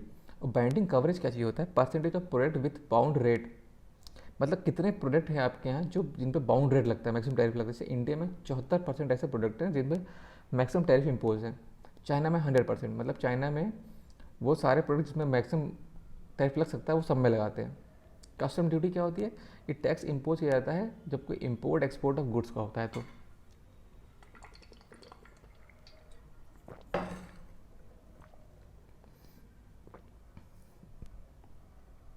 अब आता है नॉन टैरिफ बैरियर। ये क्या चीज़ होती है? ये टेक्निकल बैरियर्स होते हैं, ठीक है। इसमें कोई टैक्स नहीं लगता है, लेकिन अभी कुछ ऐसी बातें लगा दी, सब्सिडीज़ टू डोमेस्टिक इंडस्ट्रीज। अब तो अपनी कंट्री को सब्सिडी खूब दे रहे हो, तो वो इंटरनेशनल मार्केट में वो ज़्यादा कम्पीट करेंगी। पब्लिक प्रोक्योरमेंट अभी कैसे कर दो कि भाई अमेरिका में केवल अमेरिकन कंट्री की जो अमेरिका में जो अमेरिकी सरकार रहेगी वो डोमेस्टिक इंडस्ट्री से ही प्रोक्योर करेगी। या टेक्निकल बैरियर टू ट्रेड, मान कहते हैं कि भाई जो इंपोर्ट कर रहे हैं मैंगो, उसमें 0% पेस्टिसाइड रेजिड्यू होना चाहिए। कोटा सिस्टम, मतलब 50, मतलब कि आप स्टील खरीदो लेकिन 50 मेट्रिक टन केवल हमारी मतलब डोमेस्टिक कंट्रीज खरीदना पड़ेगा। तो इस टाइप जो चीज़ें हैं ये नॉन टैरिफ बैरियर है, ठीक है। अब आता है WTO में निगोशिएशंस हुए ना, उनके बारे में। तो अगर सबसे पहले मान लो ऑब्जेक्टिव हमारा क्या है कि रिड्यूस टैरिफ बैरियर, मतलब टैक्सेस को कम करना। टैक्सेस को कम करना ऑब्जेक्टिव है, तो उसमें गुड्स के लिए भी एक एग्रीमेंट हुआ है और सर्विस के लिए भी एग्रीमेंट हुआ है। तो general agreement of trade and tariff JTT था, ये गुड्स के लिए था। और general agreement of trade in services ये GATS, ये सर्विसेज के लिए था। दूसरा है कि reduce the non tariff barriers, मतलब नॉन टैरिफ बैरियर्स को कम करना है, ठीक है। तो for non food agreement, for non food जब, तो इसमें जो टैरिफ बैरियर कम करना है, नॉन टैरिफ बैरियर्स को कम करना है, उसमें 2 कैटेगरी है। नॉन फूड आइटम्स को की टैरिफ बैरियर्स को, नॉन टैरिफ बैरियर्स को कम करना है, और फूड वाले आइटम्स को। तो नॉन फूड वाले में हमने एग्रीमेंट किया है, agreement on technical barrier to trade. ये अब कोई पूछे कि agreement on technical barrier to trade किस लिए है, यह है नॉन फूड आइटम्स के लिए, उनकी नॉन टैरिफ बैरियर्स को कम करने के लिए। Food agreement on sanitary and phytosanitary measures, जो ये है agreement on sanitary and phytosanitary measures, ये किस लिए हैं, जो फूड वाले आइटम्स हैं उनमें जो नॉन टैरिफ बैरियर्स उनको कम करने के लिए। अब अगला क्या है, reduce non tariff barrier subsidies for non food subsidy and countervailing measures. अब रिड्यूस करना है नॉन टैरिफ बैरियर्स, ठीक है, फॉर नॉन फूड आइटम्स के लेके सब्सिडीज एंड काउंटरवैलिंग मेजर्स हम लगाते हैं।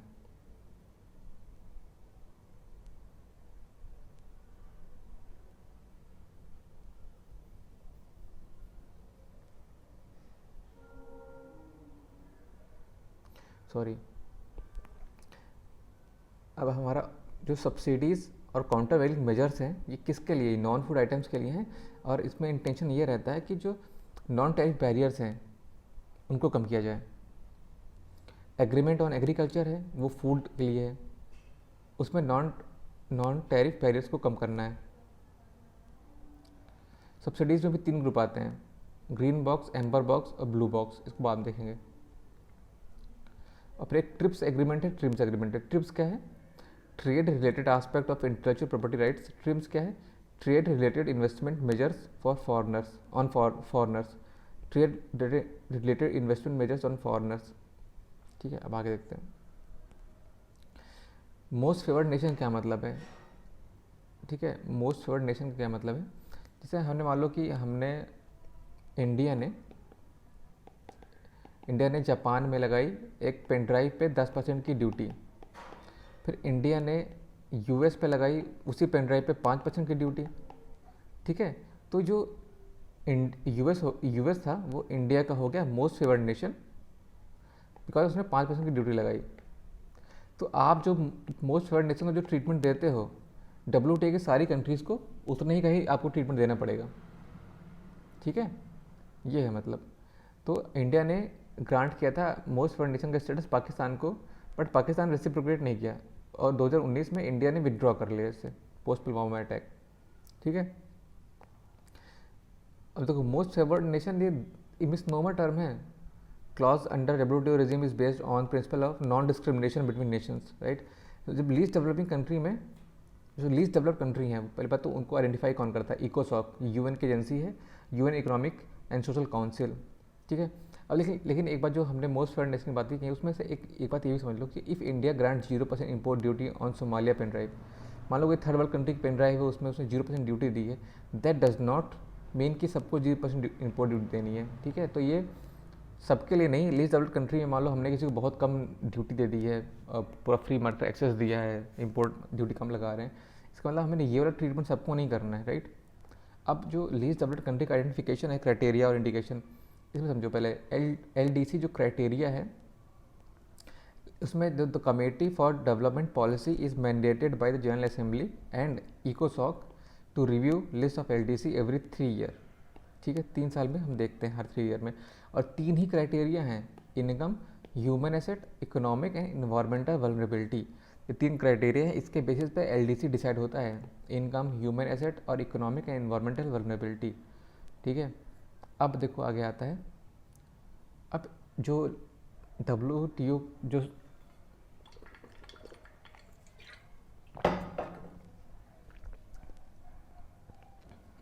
WTO में बहुत सारे एग्रीमेंट्स हुए हैं। ठीक है, अब उसमें कुछ 3 जो है वो इम्पॉर्टेंट एग्रीमेंट्स हैं। पहले दोहा डेवलपमेंट राउंड जो 2001 में हुआ। ठीक है, अब उसके बाद बाली पैकेज तो 2013 में हुआ, उसके बाद नैरोबी पैकेज जो 2015 में हुआ। ठीक है, ये 3 इंपॉर्टेंट हैं। अभी तुम दोहा का समझते हैं।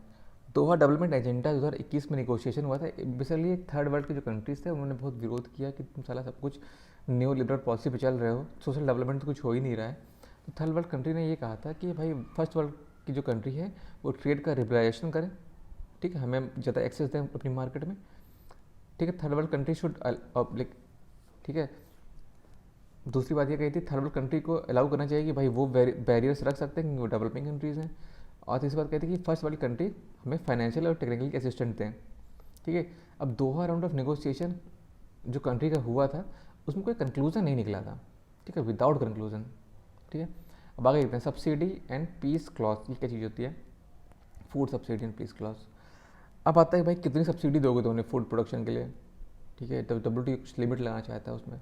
ठीक है, under WTO agreement on agriculture first world and third world country are required to limit their food subsidy to 5% and 10% respectively to the value of their agriculture production in 1986। 1986 में जो एग्रीकल्चर प्रोडक्शन हुआ था उसमें जो developed country है 5% of agriculture production का दे सकते हैं सब्सिडी के लिए, और डेवलपिंग कंट्री 10% दे सकती हैं। ठीक है, ये एक बात कही गई थी। ठीक है, लेकिन आगे क्या हुआ कि WTO में still conference at Bali Indonesia, India refuse to sign any new agreement until full subsidy issue was resolve. ठीक है, अब देखो ऊपर ये छुतिया बात है कि ये जो आपने लिमिट बनाई है, इस लिमिट में जो 5% डेवलप्ड कंट्री का है वो फिर भी बहुत ज़्यादा है 10% कंपेयर देन। ठीक है, ठीक है, अब इंडिया में तो ठीक है, ये सब बातें थी दोहा राउंड, ये वाला food subsidies and peace clause. तो जो 2013 में WTO की मिनिस्ट्रियल कॉन्फ्रेंस हुआ था बाली में, जो बाली पैकेज कहा जाता है, उसमें इंडिया ने रिफ्यूज़ कर to sign any new agreement until this food subsidy issue was resolve. तो उसने कहा था कि भाई हम आगे कोई नया एग्रीमेंट नहीं करेंगे जब तक कि जो फूड सब्सिडी का इशू है जो आप कह रहे हो कि 5-10% वाला, तब तक ये सॉल्व नहीं हो जाता है। तो जो WTO का पीस क्लॉज क्या कहता है, it gave temporary immunity to India and other developing countries. उसने ये कहा कि यू में continue to give as much subsidy for your food programs if US or any other country challenge your food subsidies, WTO dispute resolution settlement platform will not hear the repetition। Peace clause के अंतर्गत अभी आपको कोई restriction नहीं है कि अपनी food subsidy को 10% तक लिमिट करो। ये एक पीस क्लॉज लाया गया था, बट ये क्लॉज कोई साइन नहीं किया है और ये भी कोई लिमिटेशन भी नहीं। तो अभी हम कितनी भी सब्सिडी दे सकते हैं, अभी कोई लिमिटेशन नहीं है हमारे पास। तो बाली पैकेज में 2 बातें हुई थी, पहला पीस क्लॉज के बारे में बातें हुई थी और दूसरा FTA के बारे में बातें हुई थी। पीस क्लॉज तो हमने डिस्कस कर लिया भाई, ये था सब सारा कुछ। FTA क्या चीज़ थी, फिर इसको FTA बोलते हैं ट्रेड फैसिलिटेशन एग्रीमेंट। जो ठीक है, इसमें क्या हुआ था, it required the member countries to reduce their bureaucratic delays, red tapes, inspector raj in import export of goods. जो भी हम इम्पोर्ट एक्सपोर्ट होता है उसमें जो भी ब्यूरोक्रेटिक डिलेज होते हैं, जो भी करप्शन है, उन सबको कम करेंगे और ईज ऑफ डूइंग बिजनेस की तरफ बढ़ेंगे। ठीक है, ठीक है। अब इस चीज़ को इंडिया ने रेटिफाई किया। अब देखो जैसे हमने कुछ चीज़ें लगाई हैं, जैसे ई-वे बिल है या कुछ भी और चीज़ें, तो वो सब ट्रेड फैसिलिटेशन की तरफ ही हैं। ठीक है, इंडिया ने और अदर कंट्रीज ने रेटिफाई किया 2016 में और 2017 में ये लागू हो गया। ठीक है, तो ये दूसरी बात थी। अब आगे चलते हैं, नैरोबी पैकेज क्या चीज़ है। नैरोबी पैकेज में एक बड़ा टर्म आता है स्पेशल सेफगार्ड मैकेनिज्म। ये क्या चीज़ होती है, इसमें ये कहा गया था if there is a surge of cheap agro export from first world to third world, ठीक है, then third world countries will have the right to temporarily increase tariff taxes on them to protect their local farmers. ठीक है, अचानक से मान लो first world countries से third world country में बहुत ज़्यादा एक्सपोर्ट्स आने लगे चीप, थर्ड वर्ल्ड कंट्री के पास ये राइट है कि टेम्परेरी तौर पे वो टैरिफ लगा सकती है, जिससे कि उनके लोकल फार्मर्स प्रोटेक्ट होंगे। ठीक है, आगे देखते हैं। अब आता है CAROTAR, कैरोटार 2020 custom administration rule of origin under trade agreement rule 2020। ये क्या चीज़ है? रूल ऑफ ओरिजिन, ये जो RO है ना, ये रूल ऑफ ओरिजिन को दिखाता है। Country of origin, country where a country of origin का क्या मतलब है? Country where a product was made, जहाँ पे प्रोडक्ट बना है, ठीक है। E-commerce site must display the country of origin in the imported product. Seller on GeM portal must declare country of origin of their goods when registered new product. जब भी कोई नया प्रोडक्ट लाओ तो दिखाओ कि कहाँ से वो ओरिजिनेट हुआ है। अब आता है जो रीजनल इकोनॉमिक इंटीग्रेशन की जो बातें होती है उसके बारे में, ठीक है। अब इसमें जैसे कई सारे एग्रीमेंट होते हैं, जैसे प्रेफरेंशियल ट्रेड एग्रीमेंट है, फ्री ट्रेड एग्रीमेंट है, फिर कस्टम यूनियन क्या चीज़ है, कॉमन मार्केट क्या चीज़ है, इकोनॉमिक यूनियन क्या चीज़ है, पॉलिटिकल यूनियन क्या चीज़ है, ठीक है। ये सब चीज़ों के बारे में डिस्कस होता है। प्रेफरेंशियल ट्रेड एग्रीमेंट मतलब क्या है कि दो कंट्री के बीच में एक ट्रेड एग्रीमेंट हो रहा है, उसमें बस एक स्मॉल लिस्ट ऑफ आइटम है जिसमें क्या है कोई टैरिफ नहीं लगेगा, बाकी मेजॉरिटी में टैरिफ लगेंगे, ठीक है।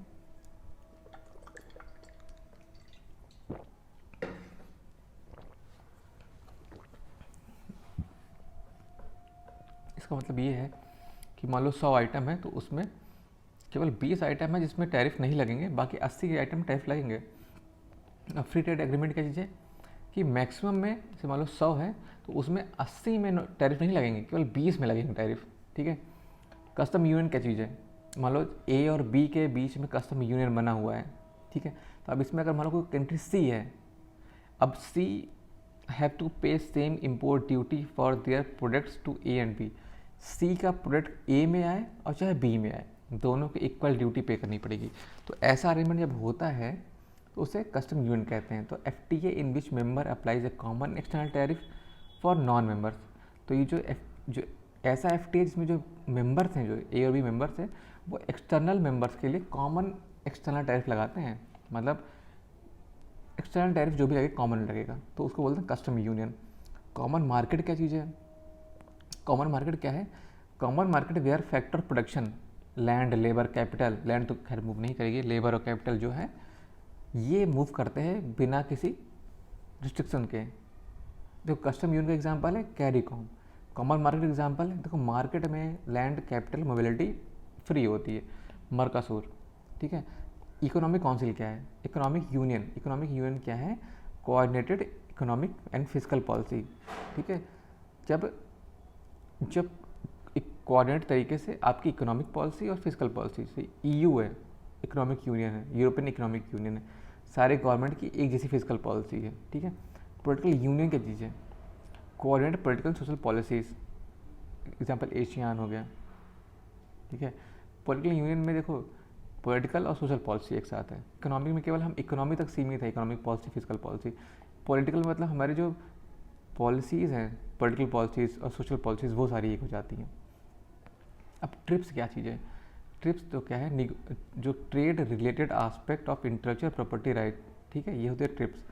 ये निगोशिएट किया गया है उरुग्वे राउंड में, ठीक है, और इफेक्टिव हुआ है सिंस 1995। जब WTO आया है ना, तो उसमें है, उसमें क्या क्या है, गुड्स भी है, सर्विस भी है, प्लस IPR भी है, ठीक है। अब negotiated Uruguay round, it introduce IPR rules into multilateral trading system for the first time. It sets minimum protection that all WTO members must give to IPR of national and other countries। जो trips जो agreement हुआ है, ये एक minimum protection दिया है all WTO countries में, जो IPR को लेकर जो मिनिमम प्रोटेक्शन है उन सबको। It sets minimum protection that all WTO members must give to IPR of nationals of other country. Sorry, जो ट्रिप्स एग्रीमेंट में जितनी सारी कंट्रीज़ हैं, अब उनका एक ऑब्लिगेशन आ गई है कि एक मिनिमम IPR का प्रोटेक्शन दें जो अदर कंट्रीज़ के लोग हैं उनको, ठीक है।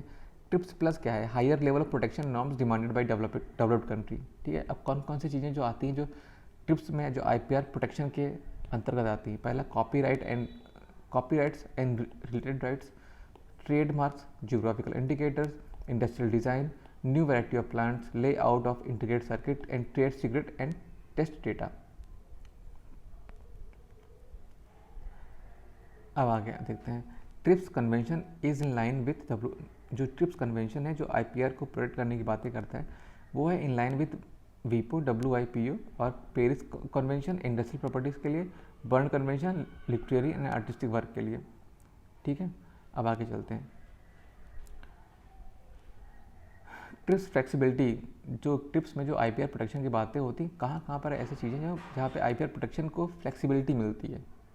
ठीक है, policy space to mitigate impact of patent. जैसे पेटेंट बहुत सारा हो गया है, अब उसका तो भाई कुछ नेगेटिव चीज़ भी तो है। जैसे मान लो कोई बहुत इंपॉर्टेंट ड्रग है, अब तुम उसका पेटेंट करा दिए हो, अब साला उसको इतनी महंगी बेच रहे हो कि कोई गरीब आदमी ले ही नहीं सकता। ठीक है, तो इसका भी तो भाई नेगेटिव एस्पेक्ट हो गया। तो IPR रूल को रिलैक्स किया जाता है कुछ कंडीशंस में, फॉर एग्जांपल कंपलसरी लाइसेंसिंग और पैरेलल इंपोर्टेशन, ये दो चीज़ें होती हैं। ठीक है, एक मिनट।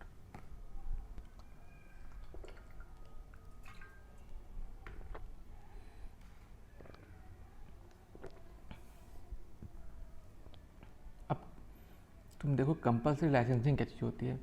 कंपलसरी लाइसेंसिंग क्या होती है कि गवर्नमेंट, ठीक है, गवर्नमेंट अलाउ करता है someone to use the product, use और produce patented product without patent owners permission.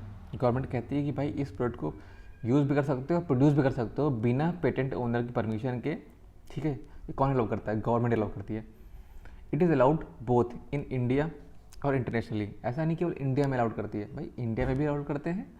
तो ये इंडिया में किस एक्ट के अंतर्गत अलाउ करते हैं? ये इंडिया में पेटेंट एक्ट 1970 के अंतर्गत अलाउ करते हैं। इंटरनेशनली ये ट्रिप्स एग्रीमेंट के अंदर अलाउ करते हैं। ठीक है, अब एग्जाम्पल जो नेक्सावर ड्रग है हमारा, जो ट्रीट करता है किडनी और लीवर कैंसर को, इसके अंतर्गत ये अलाउ किया गया है। ठीक है, it is given only the medicine. नहीं, मेडिसिन जरूरी नहीं कि कंपल्सरी लाइसेंसिंग केवल मेडिसिन से रिलेटेड हो, ये applicable for other products too. दूसरे प्रोडक्ट्स में भी कंपल्सरी लाइसेंसिंग का कॉन्सेप्ट लगता है। Ground for granting compulsory license, क्या ग्राउंड है? ठीक है, इसमें TRIPS does not give the list of reason, कोई लिस्ट नहीं दिया, लेकिन कंट्री फ्री है डिसाइड करने के लिए। तो जो इंडिया की जो लॉ है पेटेंट एक्ट 1970, उसमें कुछ ग्राउंड दिए गए हैं जिस ग्राउंड पे कंपल्सरी लाइसेंसिंग लग सकती है। वो ग्राउंड क्या कौन कौन से हैं? National emergency, extreme urgency, in ease of public non commercial use. ठीक है, अब देखो पैंडेमिक नहीं है, पैंडेमिक वर्ड यूज़ नहीं किया गया है। अब देखो वर्ड पे ध्यान दो, ये ऑप्शन क्वेश्चन देता है कि नेशनल इमरजेंसी केस में, एक्सट्रीम अर्जेंसी केस में, और in ease of public non commercial use के केस में। ठीक है, अब देखो जो हम कंपल्सरी लाइसेंसिंग अंदर जो मेडिसिन बनाते हैं, any member country can export generic pharmaceutical product made under license compulsory licensing. Compulsory licensing अंदर अगर हमने कोई मेडिसिन बनाई है तो हम उसे इंपोर्ट भी कर सकते हैं। ठीक है, ये बात भी है। अब देखो आगे देखते हैं पैरेलल इंपोर्टेशन क्या है। मतलब कंपल्सरी लाइसेंसिंग के अंदर अलाउड टू एक्सपोर्ट भी हम कर सकते हैं। ठीक है, लेकिन ये सब के बावजूद भी जो पेटेंट ओनर का जो राइट है over his patent, for example including right to be paid compensation for copy made under compulsory licensing, वो ऐसा नहीं कि भाई आप बना रहे हो तो उसके पास राइट टू कंपनसेशन चला गया। नहीं, उसके पास अभी भी right to paid compensation for the copies made under compulsory licensing, वो अभी है उसके पास। ठीक है, पैरेलल इंपोर्टेशन क्या है? It is importation without the consent of patent holder, okay, of a patent product marketed in other country. It is importation without consent of patent holder of a patent product under patent product marketed in other country। मतलब for example USA में कोई सामान है, USA में मान लो 10,000 का मिलता है। ठीक है, अब वही सामान क्योंकि पेटेंटेड है तो इंडिया में जाके वो चीज़ 50,000 की मिलती है, लेकिन जब यूएसए से वो सामान वो यूरोप में बेचता है तो वो 11,000 का बेचता है। तो इंडिया वाले क्या करेंगे कि भाई हम यूएसए से 50,000 में क्यों खरीदेंगे, हम जाके यूरोप से खरीद लेंगे 11,000 में। ठीक है, ये पैरेलल इंपोर्टेशन है। ठीक है, अब आगे देखते हैं। India called for agreement to enable the use of TRIPS flexibilities to ensure access to essential medicine, treatment, vaccine at affordable price, right? India uses these flexibilities under Patent Act 1970s for the public health and emergency purpose. Such an agreement will make possible the nations to use compulsory license to make generic copies of the essential patented drug medicine. ठीक है। Such an agreement will make possible the for the nation to issue compulsory license to make generic copies. इस तरह के जो flexibilities हैं उनकी वजह से will make possible for the nation to issue compulsory license to make generic copies of essential patent medicine. अब एक कॉन्सेप्ट आता है पेटेंट पूल का एक कॉन्सेप्ट आता है। पेटेंट पूल क्या चीज़ है? Different patent owner submit patents to a central party. जो मान लो कई सारे पेटेंट होल्डर्स हैं, 1 2 3 ये सब हैं, इन्होंने पेटेंट एक सेंट्रल पार्टी बनाई, ये लाइसेंस कर दिया। Patents are bundle together, licence are given third party, इस पार्टी को लाइसेंस दे दिए गए, ठीक है। अब जो मेडिसिन पेटेंट पूल है ये, ठीक है, इसको अब जेनरिक मैन्युफैक्चरर से सब लाइसेंस मिल जाएगा, ठीक है। अब ये लोग क्या है अपने उसका ये अपनी मेडिसिन बनाएंगे ये लोग और इसको रॉयल्टी मिलेगी, ठीक है। Different patent owner submit patents to a central party और patent are bundle together, licence are given to third party, royalties share की जाएगी अमंग पेटेंट होल्डर्स, ठीक है। ये पूरा है इंडिया पेटेंट एक्ट 1970। अब तुम एक बात समझो, जो कंपलसरी लाइसेंसिंग है, कंपलसरी लाइसेंसिंग वो तो 1970 वाले एक्ट में, जो पेटेंट एक्ट 1970 है उसमें तो मेंशन है, but India patent act 1970 neither has guidelines on nor prohibits patent pool. Patent pool को ना तो कोई गाइडलाइन है पेटेंट पूल के रिस्पेक्ट में और ना ही उसके प्रोहिबिट किया गया है। तो मेडिकल जो patent pool formed in 2010, headquarter क्या है? जिनेवा में। तो ये तो मेडिकल पेटेंट पूल एक चीज़ है, एक ऑर्गेनाइजेशन है जो 2010 में बना, जिनेवा में बना, ठीक है। कोविड के लिए नहीं है ये, for cheaper drugs, HIV, TB, hepatitis C, इन सब चीज़ों के लिए। अब बताए trade in service.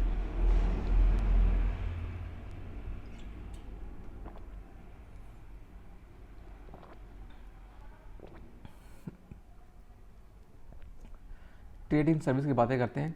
General agreement on tariff and trade, ये तो है गुड्स के लिए, ठीक है।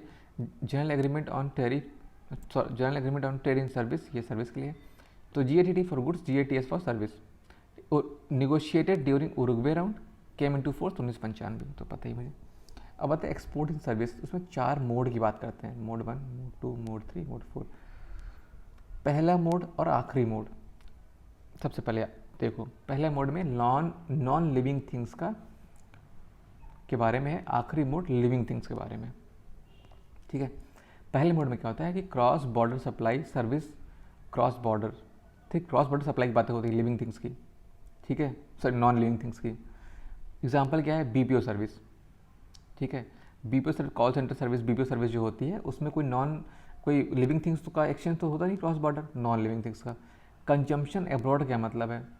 कंजम्पशन एब्रॉड मतलब the consumer of importing country has to consume the service in the exporting country. For example tourism, किसी को इंडिया में घूमना है तो इंडिया में आना पड़ेगा, तो उसको बोलते हैं मोड 2 वाले कंजम्पशन एब्रॉड। मोड 3 वाले में क्या है? कॉमर्शियल प्रेजेंस, मतलब क्या है कि commercial presence of service provider must in other country, example banking, telecom, ठीक है। जैसे कॉमर्शियल थर्ड तरह की जो एक्सपोर्ट ऑफ सर्विस होती है उसमें कॉमर्शियल प्रेजेंस की बातें होती हैं। जैसे मान लो कोई सिटी बैंक ऑफ अमेरिका है, वो आके इंडिया में अपना ऑफिस खोले। चौथा तरह का जो मोड होता है उसमें क्रॉस बॉर्डर लेबर मूवमेंट, मतलब जो इंजीनियर्स हैं, डॉक्टर्स, इनका मूवमेंट हो, लिविंग थिंग्स का मूवमेंट हो, ठीक है। तो 4 मोड होता है। पहला नॉन लिविंग है, BPO सर्विस। 5वां लिविंग है, लाइक इंजीनियर का movement. Second consumption based, like tourism. चौथा है commercial presence, like bank of America India में है। फार्म सब्सिडी में देखो 3 तरह की जो सब्सिडीज होती है जो प्रोहिबिटेड है, मतलब सारी प्रोहिबिट नहीं है। जो 3 बॉक्स हैं उसमें green box, blue box, amber box, ठीक है। ग्रीन बॉक्स क्या चीज़ होती है? ग्रीन बॉक्स में वो होती है जो ट्रेड को डिस्टॉर्ट करते हैं, सॉरी, ग्रीन बॉक्स में वो लोग होते हैं जो ट्रेड को डिस्टॉर्ट नहीं करते हैं और वो अलाउड हैं, जितना भी आप मन चाहे दे सकते हो। For example research, training, extension service. अब ठीक है, जैसे मान लो इंडिया में सब्सिडी 2 तरह से होती है, इनकम बेस्ड, PM किसान 6,000 रुपये दे रहा है, ठीक है। अब दूसरा होता है प्रोडक्शन बेस्ड, MSP, भाई आप प्रोड्यूस करोगे आपको मिलेगा, ठीक है। तो पीएम किसान राइतु बंधु इनकम बेस्ड है, इनमें कोई दिक्कत नहीं है। अब लास्ट बार आता है एम्बर बॉक्स, ये वो सब्सिडी जो डिस्टॉर्ट करती हैं, ठीक है। इसमें इसमें लिमिट लगाई गई है 5% इन डेवलप्ड कंट्री में, 10% डेवलपिंग कंट्री में, लेकिन अभी पीस क्लॉज साइन में नहीं हुआ है, ठीक है। इसमें से सब सब्सिडी को फर्टिलाइजर में देते हैं, सीड में, इलेक्ट्रिसिटी देते हैं, एमएसपी देते हैं, तो इससे प्रोडक्शन बढ़ रहा है, प्रोडक्शन को इंक्रीज करता है। अब क्यों एम्बर बॉक्स में ही सब्सिडी, क्यों प्रोडक्शन में सब्सिडी मिलती है, उसमें भाई आपका रिस्ट्रिक्शन है और इनकम वाले पे नहीं है। ऐसे जो इंडिया है, इंडिया और यूएस, इंडिया में 50% फार्मर है, इसमें 3% फार्मर है, तो इनकम पे यूएस सब्सिडी देगी तो भाई वो उसके लिए इजी रहेगा। और इंडिया में इजी क्या है, प्रोडक्शन सब्सिडी देना, ठीक है, क्योंकि अगर हम देने लगेंगे इनकम पे तो भाई हमारे पास तो भाई बहुत सारे लोग हैं, मतलब 50% आबादी है फार्मर, जबकि इंडिया अब अपना वो एक्सचेंज मतलब अपना शिफ्ट कर रहा है इनकम सब्सिडी देने पे। तो इस वजह से अमेरिका वाले हमेशा सपोर्ट किए हैं भाई इनकम पे सब्सिडी दो। जनरली डेवलपिंग कंट्री जो होती हैं वो प्रोडक्शन में सब्सिडी देती हैं, और डेवलप्ड कंट्री जनरली इनकम पे सब्सिडी देती हैं, ठीक है। अब 2013 में जो पीस क्लॉज हुआ था, food security programme can not be challenge even if subsidy limits are breached, ठीक है। तो सब्सिडी की लिमिट ब्रीच भी करोगे कोई चैलेंज नहीं कर सकता। ब्लू बॉक्स सब्सिडी क्या है, ये प्रोडक्शन को लिमिट करती हैं। फॉर एग्जांपल अगर ये कहा जाए कि भाई आप सॉइल की फर्टिलिटी रीगेन हो, इसके लिए आप सॉइल को फॉलो छोड़ते हो तो इस पर आपको सब्सिडी मिलेगी, तो ऐसी सब्सिडी को इंक्रीज करते हैं। Food production and peace clause, जो वही पीस क्लॉज है ना WTO का, जो एग्रीमेंट ऑन एग्रीकल्चर पे, कि first world and third world country are required to increase their food production of 5% to 10% respectively to the value of their agriculture production in 1986, ये वो चीज़ें। अब आता है startup. Startup is an entity, अब इसको private limited, that is incorporated as a private limited company, registered as a partnership firm और registered as a limited liability partnership. तो ये कोई भी हो सकती है, पार्टनरशिप प्राइवेट लिमिटेड कंपनी हो सकती है, पार्टनरशिप फर्म भी हो सकती है, और लिमिटेड लाइबिलिटी पार्टनरशिप हो सकती है। स्टार्टअप में जो रिकॉग्नाइज स्टार्टअप जो होता है वो रिकॉग्निशन मिलता है बाई DPIIT से मिलता है, और DPIIT में अंदर मिनिस्ट्री ऑफ कॉमर्स इंडस्ट्री। और जो स्टार्टअप होता है वो मतलब उसका क्राइटेरिया होता है कि 10 साल से कम हो और 100 करोड़ रेवेन्यू से कम, ठीक है।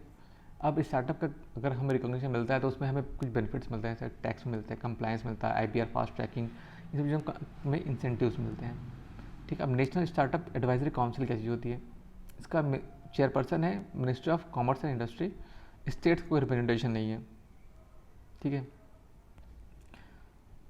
आगे देखते हैं, इंडिया में 3rd लार्जेस्ट स्टार्टअप इकोसिस्टम है इन द वर्ल्ड, ठीक है। अब नेशनल इनोवेशन इंडेक्स है, जो नेशनल इनोवेशन इंडेक्स है NII, ये है नीति आयोग का, और जो ग्लोबल इनोवेशन इंडेक्स है वो है वीपो का, कॉर्नेल यूनिवर्सिटी, INSEAD, इन सब का है, वीपो, कॉर्नेल यूनिवर्सिटी, INSEAD। अब देखते हैं एम्प्लॉयमेंट। फुल एम्प्लॉयमेंट कब होता है, जब 100% एम्प्लॉयमेंट हो, means all those will get job, जो भी चाहते हैं जॉब को जॉब मिल जाए। उसमें 2 कंडीशन सेटिस्फाई होनी चाहिए। पहला, स्पेसिफिक टाइम के लिए जॉब मिले सबको, जितना वो चाहते हैं, और उनके स्किल्स के अकॉर्डिंग जॉब मिले। अब आगे आता है अंडर एम्प्लॉयमेंट। अंडर एम्प्लॉयमेंट क्या होता है, one of the above condition fulfil नहीं हो रही, या तो उसको स्पेसिफिक टाइम के लिए जॉब नहीं मिल रही, या फिर अगर मिल रही है तो उनके स्किल्स के अकॉर्डिंग जॉब नहीं मिल रही है, तब बोलेंगे अंडर एम्प्लॉयमेंट। अनएम्प्लॉयमेंट क्या होता है, willing to work but not get job, चाहते तो हैं बट उनको जॉब ही नहीं मिल रही है। स्ट्रक्चरल एम्प्लॉयमेंट क्या चीज़ होती है कि mismatch between available and required skill, जितनी आपको चाहिए उतनी आपको मिसमैच है available and required skill.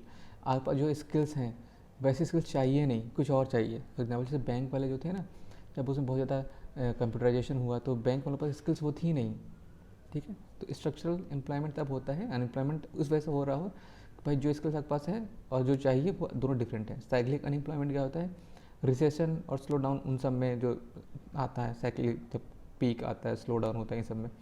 Disguise unemployment क्या होता है, visibly employed but contribution nothing to GDP, मतलब विजिबली तो आप एम्प्लॉयड हो बट आप जीडीपी में कंट्रीब्यूशन 0 है, ठीक है। मतलब डिस्गाइज अनएम्प्लॉयमेंट मतलब कि हिडन अनएम्प्लॉयमेंट, मतलब 10 लोग मान लो खेती में काम कर रहे हैं, अगर कल को 8 लोग भी काम करेंगे तो उसके प्रोडक्शन कोई असर नहीं पड़ेगा, तो मार्जिनल यूटिलिटी 0 है, ठीक है। अब 10 के बाद तुम 11 एम्प्लॉयड कर दो तो उसका वो जो 11वां बंदा है वो क्या प्रोडक्ट प्रोड्यूस कर रहा है, मार्जिनल प्रोडक्टिविटी 0 है, कोई 0 प्रोडक्टिविटी है उस चीज़ की। सीजनल अनएम्प्लॉयमेंट क्या है, occur due to seasonal nature of production, ठीक है। सीजनल एम्प्लॉयमेंट, जैसे सीजन आता है तो प्रोडक्शन होता है उसके हिसाब से। मेजरमेंट ऑफ एम्प्लॉयमेंट अनएम्प्लॉयमेंट, जैसे मेजरमेंट हमें करना है एम्प्लॉयमेंट का और अनएम्प्लॉयमेंट का, तो उसमें कैसे करोगे तुम, सबसे पहले लेबर फोर्स देखो।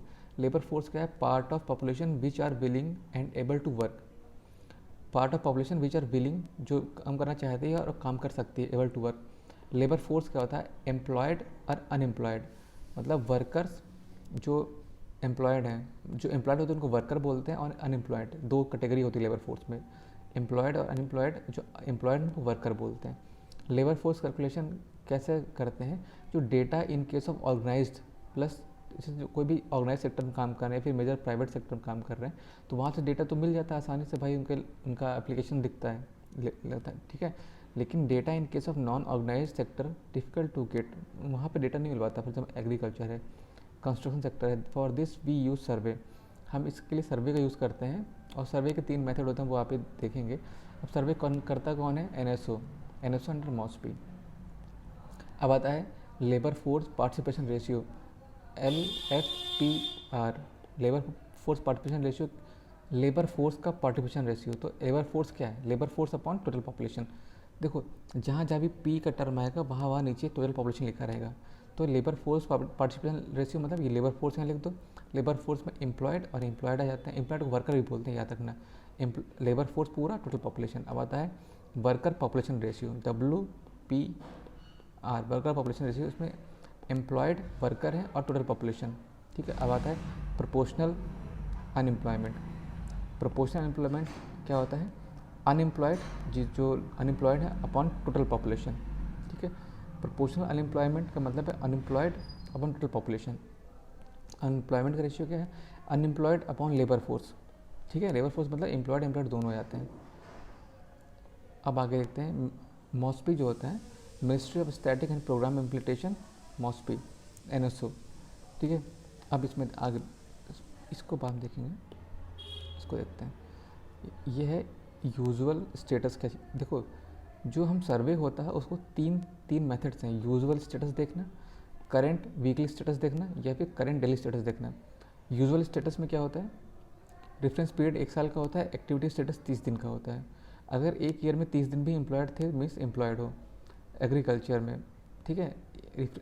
यूजुअल स्टेटस में 1 साल का पीरियड और 30 दिन की एक्टिविटी स्टेटस, ठीक है। इस मान लो हमने 20 दिन फार्मिंग की, 20 दिन मनरेगा किया, तो 40 डेज हो गए, तो इसे बोलेंगे एम्प्लॉयड बंदा, ठीक है। वीकली स्टेटस क्या मतलब है, रेफरेंस पीरियड 7 दिन का होता है और एक्टिविटी स्टेटस 1 घंटे का। अगर आप 7 दिन में 1 घंटे भी काम करो मतलब आप एम्प्लॉयड हो, बहुत लिबरल मेथड है ये। तीसरा आता है करंट डेली स्टेटस, मतलब 7 दिन में एक्टिविटी स्टेटस कितना है उसको मापने के लिए 2 तरीके होते हैं। अगर आप 1 से 4 घंटे के दिन में काम कर रहे हो तो उसको हाफ डे बोलेंगे, और 1 से 4 ज़्यादा घंटे काम कर रहे हो तो फुल डे बोलेंगे, ठीक है, फुल परसेंट डे। तो इस तरह से D1 D2 D3 मतलब 7 दिन है। 7 दिन में आप किसी दिन 1 दिन काम, किसी ने 1% डे काम किया, किसी ने ½ डे काम किया, करते करते मान लो 7 दिन में आपने इतना काम किया, आएगा 6% डे एम्प्लॉयड। तो मतलब अगर आपके पास इफ 5% डे है तो आप एम्प्लॉयड हो, और आपके पास 5% डे से कम है तो मीन्स अनएम्प्लॉयड हो, ठीक है। All the 3 method does not count disguise unemployment. जो 3 मेथड है उसमें जो डिस्गाइज अनएम्प्लॉयमेंट है उसको आप काउंट नहीं करते हो। लेबर कोड क्या होता है, लेबर कोड जो होता है उसमें 4 कोड है। लेबर कोड में 4 कोड में कई सारे लॉज को इंटर किया गया है। इसे कोड ऑन वेज 2019 में है, पेमेंट ऑफ वेजेस एक्ट 1936, फिर minimum wages act 1948, payment of bonus act 1965, payment equal remuneration act 1976। देखो जब कोड ऑफ वेज की बात करते हैं उसमें वेज बोनस रेम्यूनरेशन जो चारों शब्द आते हैं, अगर इस तरह के एक्ट आए तो समझ लो कोड ऑफ वेज एक्ट की बात, कोड ऑन वेजेस 2019 के बारे में बातें हो रही हैं। अब देखो इसमें जो फ्लोर प्राइस है, फ्लोर वेज है, वो फिक्स किया जाता है बाय सेंट्रल गवर्नमेंट, और मिनिमम वेज है वो फिक्स किया जाता है बाय स्टेट। और फ्लोर वेज को फिक्स करते हैं by central government, minimum wage को फिक्स करते हैं सेंट्रल और स्टेट, ठीक है। मस्ट, अब देखो जो मिनिमम वेज है must be higher than floor wage, minimum wage must be higher than floor wage and must be reviewed every 5 year. Minimum wage हमेशा, मिनिमम वेज तय करता है सेंट्रल या स्टेट, और वो हायर होना चाहिए फ्लोर वेज से, और ये रिव्यू किया जाएगा हर 5 साल में, रिव्यू किया जाएगा, ठीक है। याद रखो हर 5 साल में ये रिव्यू किया जाएगा, ठीक है। फ्लोर वेज तय करता है सेंट्रल गवर्नमेंट, मिनिमम वेज तय करता है सेंट्रल और स्टेट गवर्नमेंट, और जो मिनिमम वेज है वो फ्लोर वेज से ज़्यादा होना चाहिए। और ये वेज, फ्लोर वेज हमेशा, जो फ्लोर वेज है हमें, सॉरी, जो मिनिमम वेज है, जो ये मिनिमम वेज हम प्रोवाइड कर रहे हैं, हर 5 साल में, 5 ईयर में रिव्यू होगा। अगर हम ओवर टाइम करते हैं तो हमें जो हमें वेज है उसका दोगुना हमें मिलेगा, ठीक है।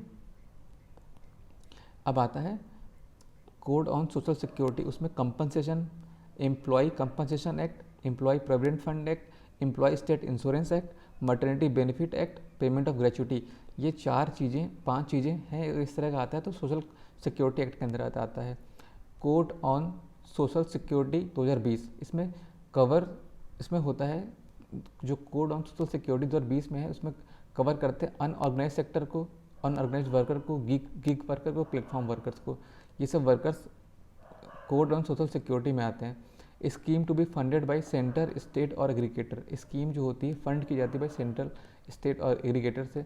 Pandemic, epidemic, pandemic disaster give central government additional power, example reduce PF contribution, तो एक कंट्रीब्यूशन रिड्यूस कर सकते हैं, ठीक है। So code on social security में अनऑर्गेनाइज सेक्टर भी आता है, और गिग वर्कर्स भी आते हैं, प्लेटफॉर्म वर्कर्स भी आते हैं, याद रखो, ठीक है। कोड ऑन सोशल सिक्योरिटी में अनऑर्गेनाइज वर्कर भी आते हैं, गिग वर्कर भी आते हैं, प्लेटफॉर्म वर्कर भी आते हैं। और scheme to be funded by central, state, aggregator, मतलब सेंटर करेगा, स्टेट करेगा, और जो एम्प्लॉयर है वो कोई करेगा। Code on industrial relation, industrial relation में जो कौन कौन से एक्ट आते हैं, industrial dispute act 1947, trade union act 1962, और इंडस्ट्रियल एम्प्लॉयमेंट एक्ट 1946, ये सब जो एक्ट हैं वो सब आते हैं। कोड ऑन इंडस्ट्रियल रिलेशन जो 2020 का है, इसमें वर्कर की डिफिनीशन दी होगी, वर्कर कौन है। वर्कर वो है जो 18,000 मंथली से कम कमाता है, वो वर्कर है। Companies with more than 300 worker, ठीक है, जैसे कोई कंपनी है with more than 300 worker can not fire worker without government permission, ठीक है। मान लो कोई वर्कर 300 से ऊपर है तुम्हारे पास, मान लो 450 है वर्कर्स हैं, अब तुम्हें अब फायर करना है तो तुम्हें गवर्नमेंट की परमिशन लेनी पड़ेगी। लेकिन अगर तुम्हारे 300 से कम वर्कर हैं तो तुम गवर्नमेंट की परमिशन लेने की जरूरत नहीं है, तुम फायर कर सकते हो, ठीक है। Only trade union with more than 51 worker can negotiate, देखो ठीक है, ट्रेड यूनियन जिसमें 51% वर्कर्स ज़्यादा हैं वही नेगोशिएट कर सकते हैं। बट ऐसा भी हो सकता है कि भाई आपके पास 51 वर्कर ना हो, ठीक है, तो उस केस में क्या होगा कि इफ़ मोर देन 51% का क्राइटेरिया कुड नॉट मेट नहीं कर पा रहा है, उस केस में एक निगोशिएटिंग काउंसिल बनाई जाएगी। एंड उसमें क्या होगा, would be found with representation of the union having 20%, और उन यूनियंस का रिप्रेजेंटेशन होगा जिसके पास 20% से ज़्यादा वर्कर्स हैं, ठीक है। अब आपको स्ट्राइक करनी है तो कम से कम 14 दिन का नोटिस देना पड़ेगा, ठीक है, उसके बाद ही आप स्ट्राइक कर सकते हो। और फंड फॉर री स्किलिंग, जो हमने वर्कर्स को फायर किया है उसकी री स्किलिंग का हमें के नाम, उसकी री स्किलिंग के लिए फंड भी एम्प्लॉयर को देना पड़ेगा, ठीक है। अब जो ये 300 वर्कर वाला जो क्राइटेरिया है, इसमें एक बात ये, centre government is empowered only to allow an increase in threshold, ठीक है। सेंट्रल गवर्नमेंट जो 300 वाला जो वर्कर है, इसके जो थ्रेशोल्ड को बढ़ाने की पावर है, घटाने की पावर नहीं है, बढ़ा सकते हैं केवल।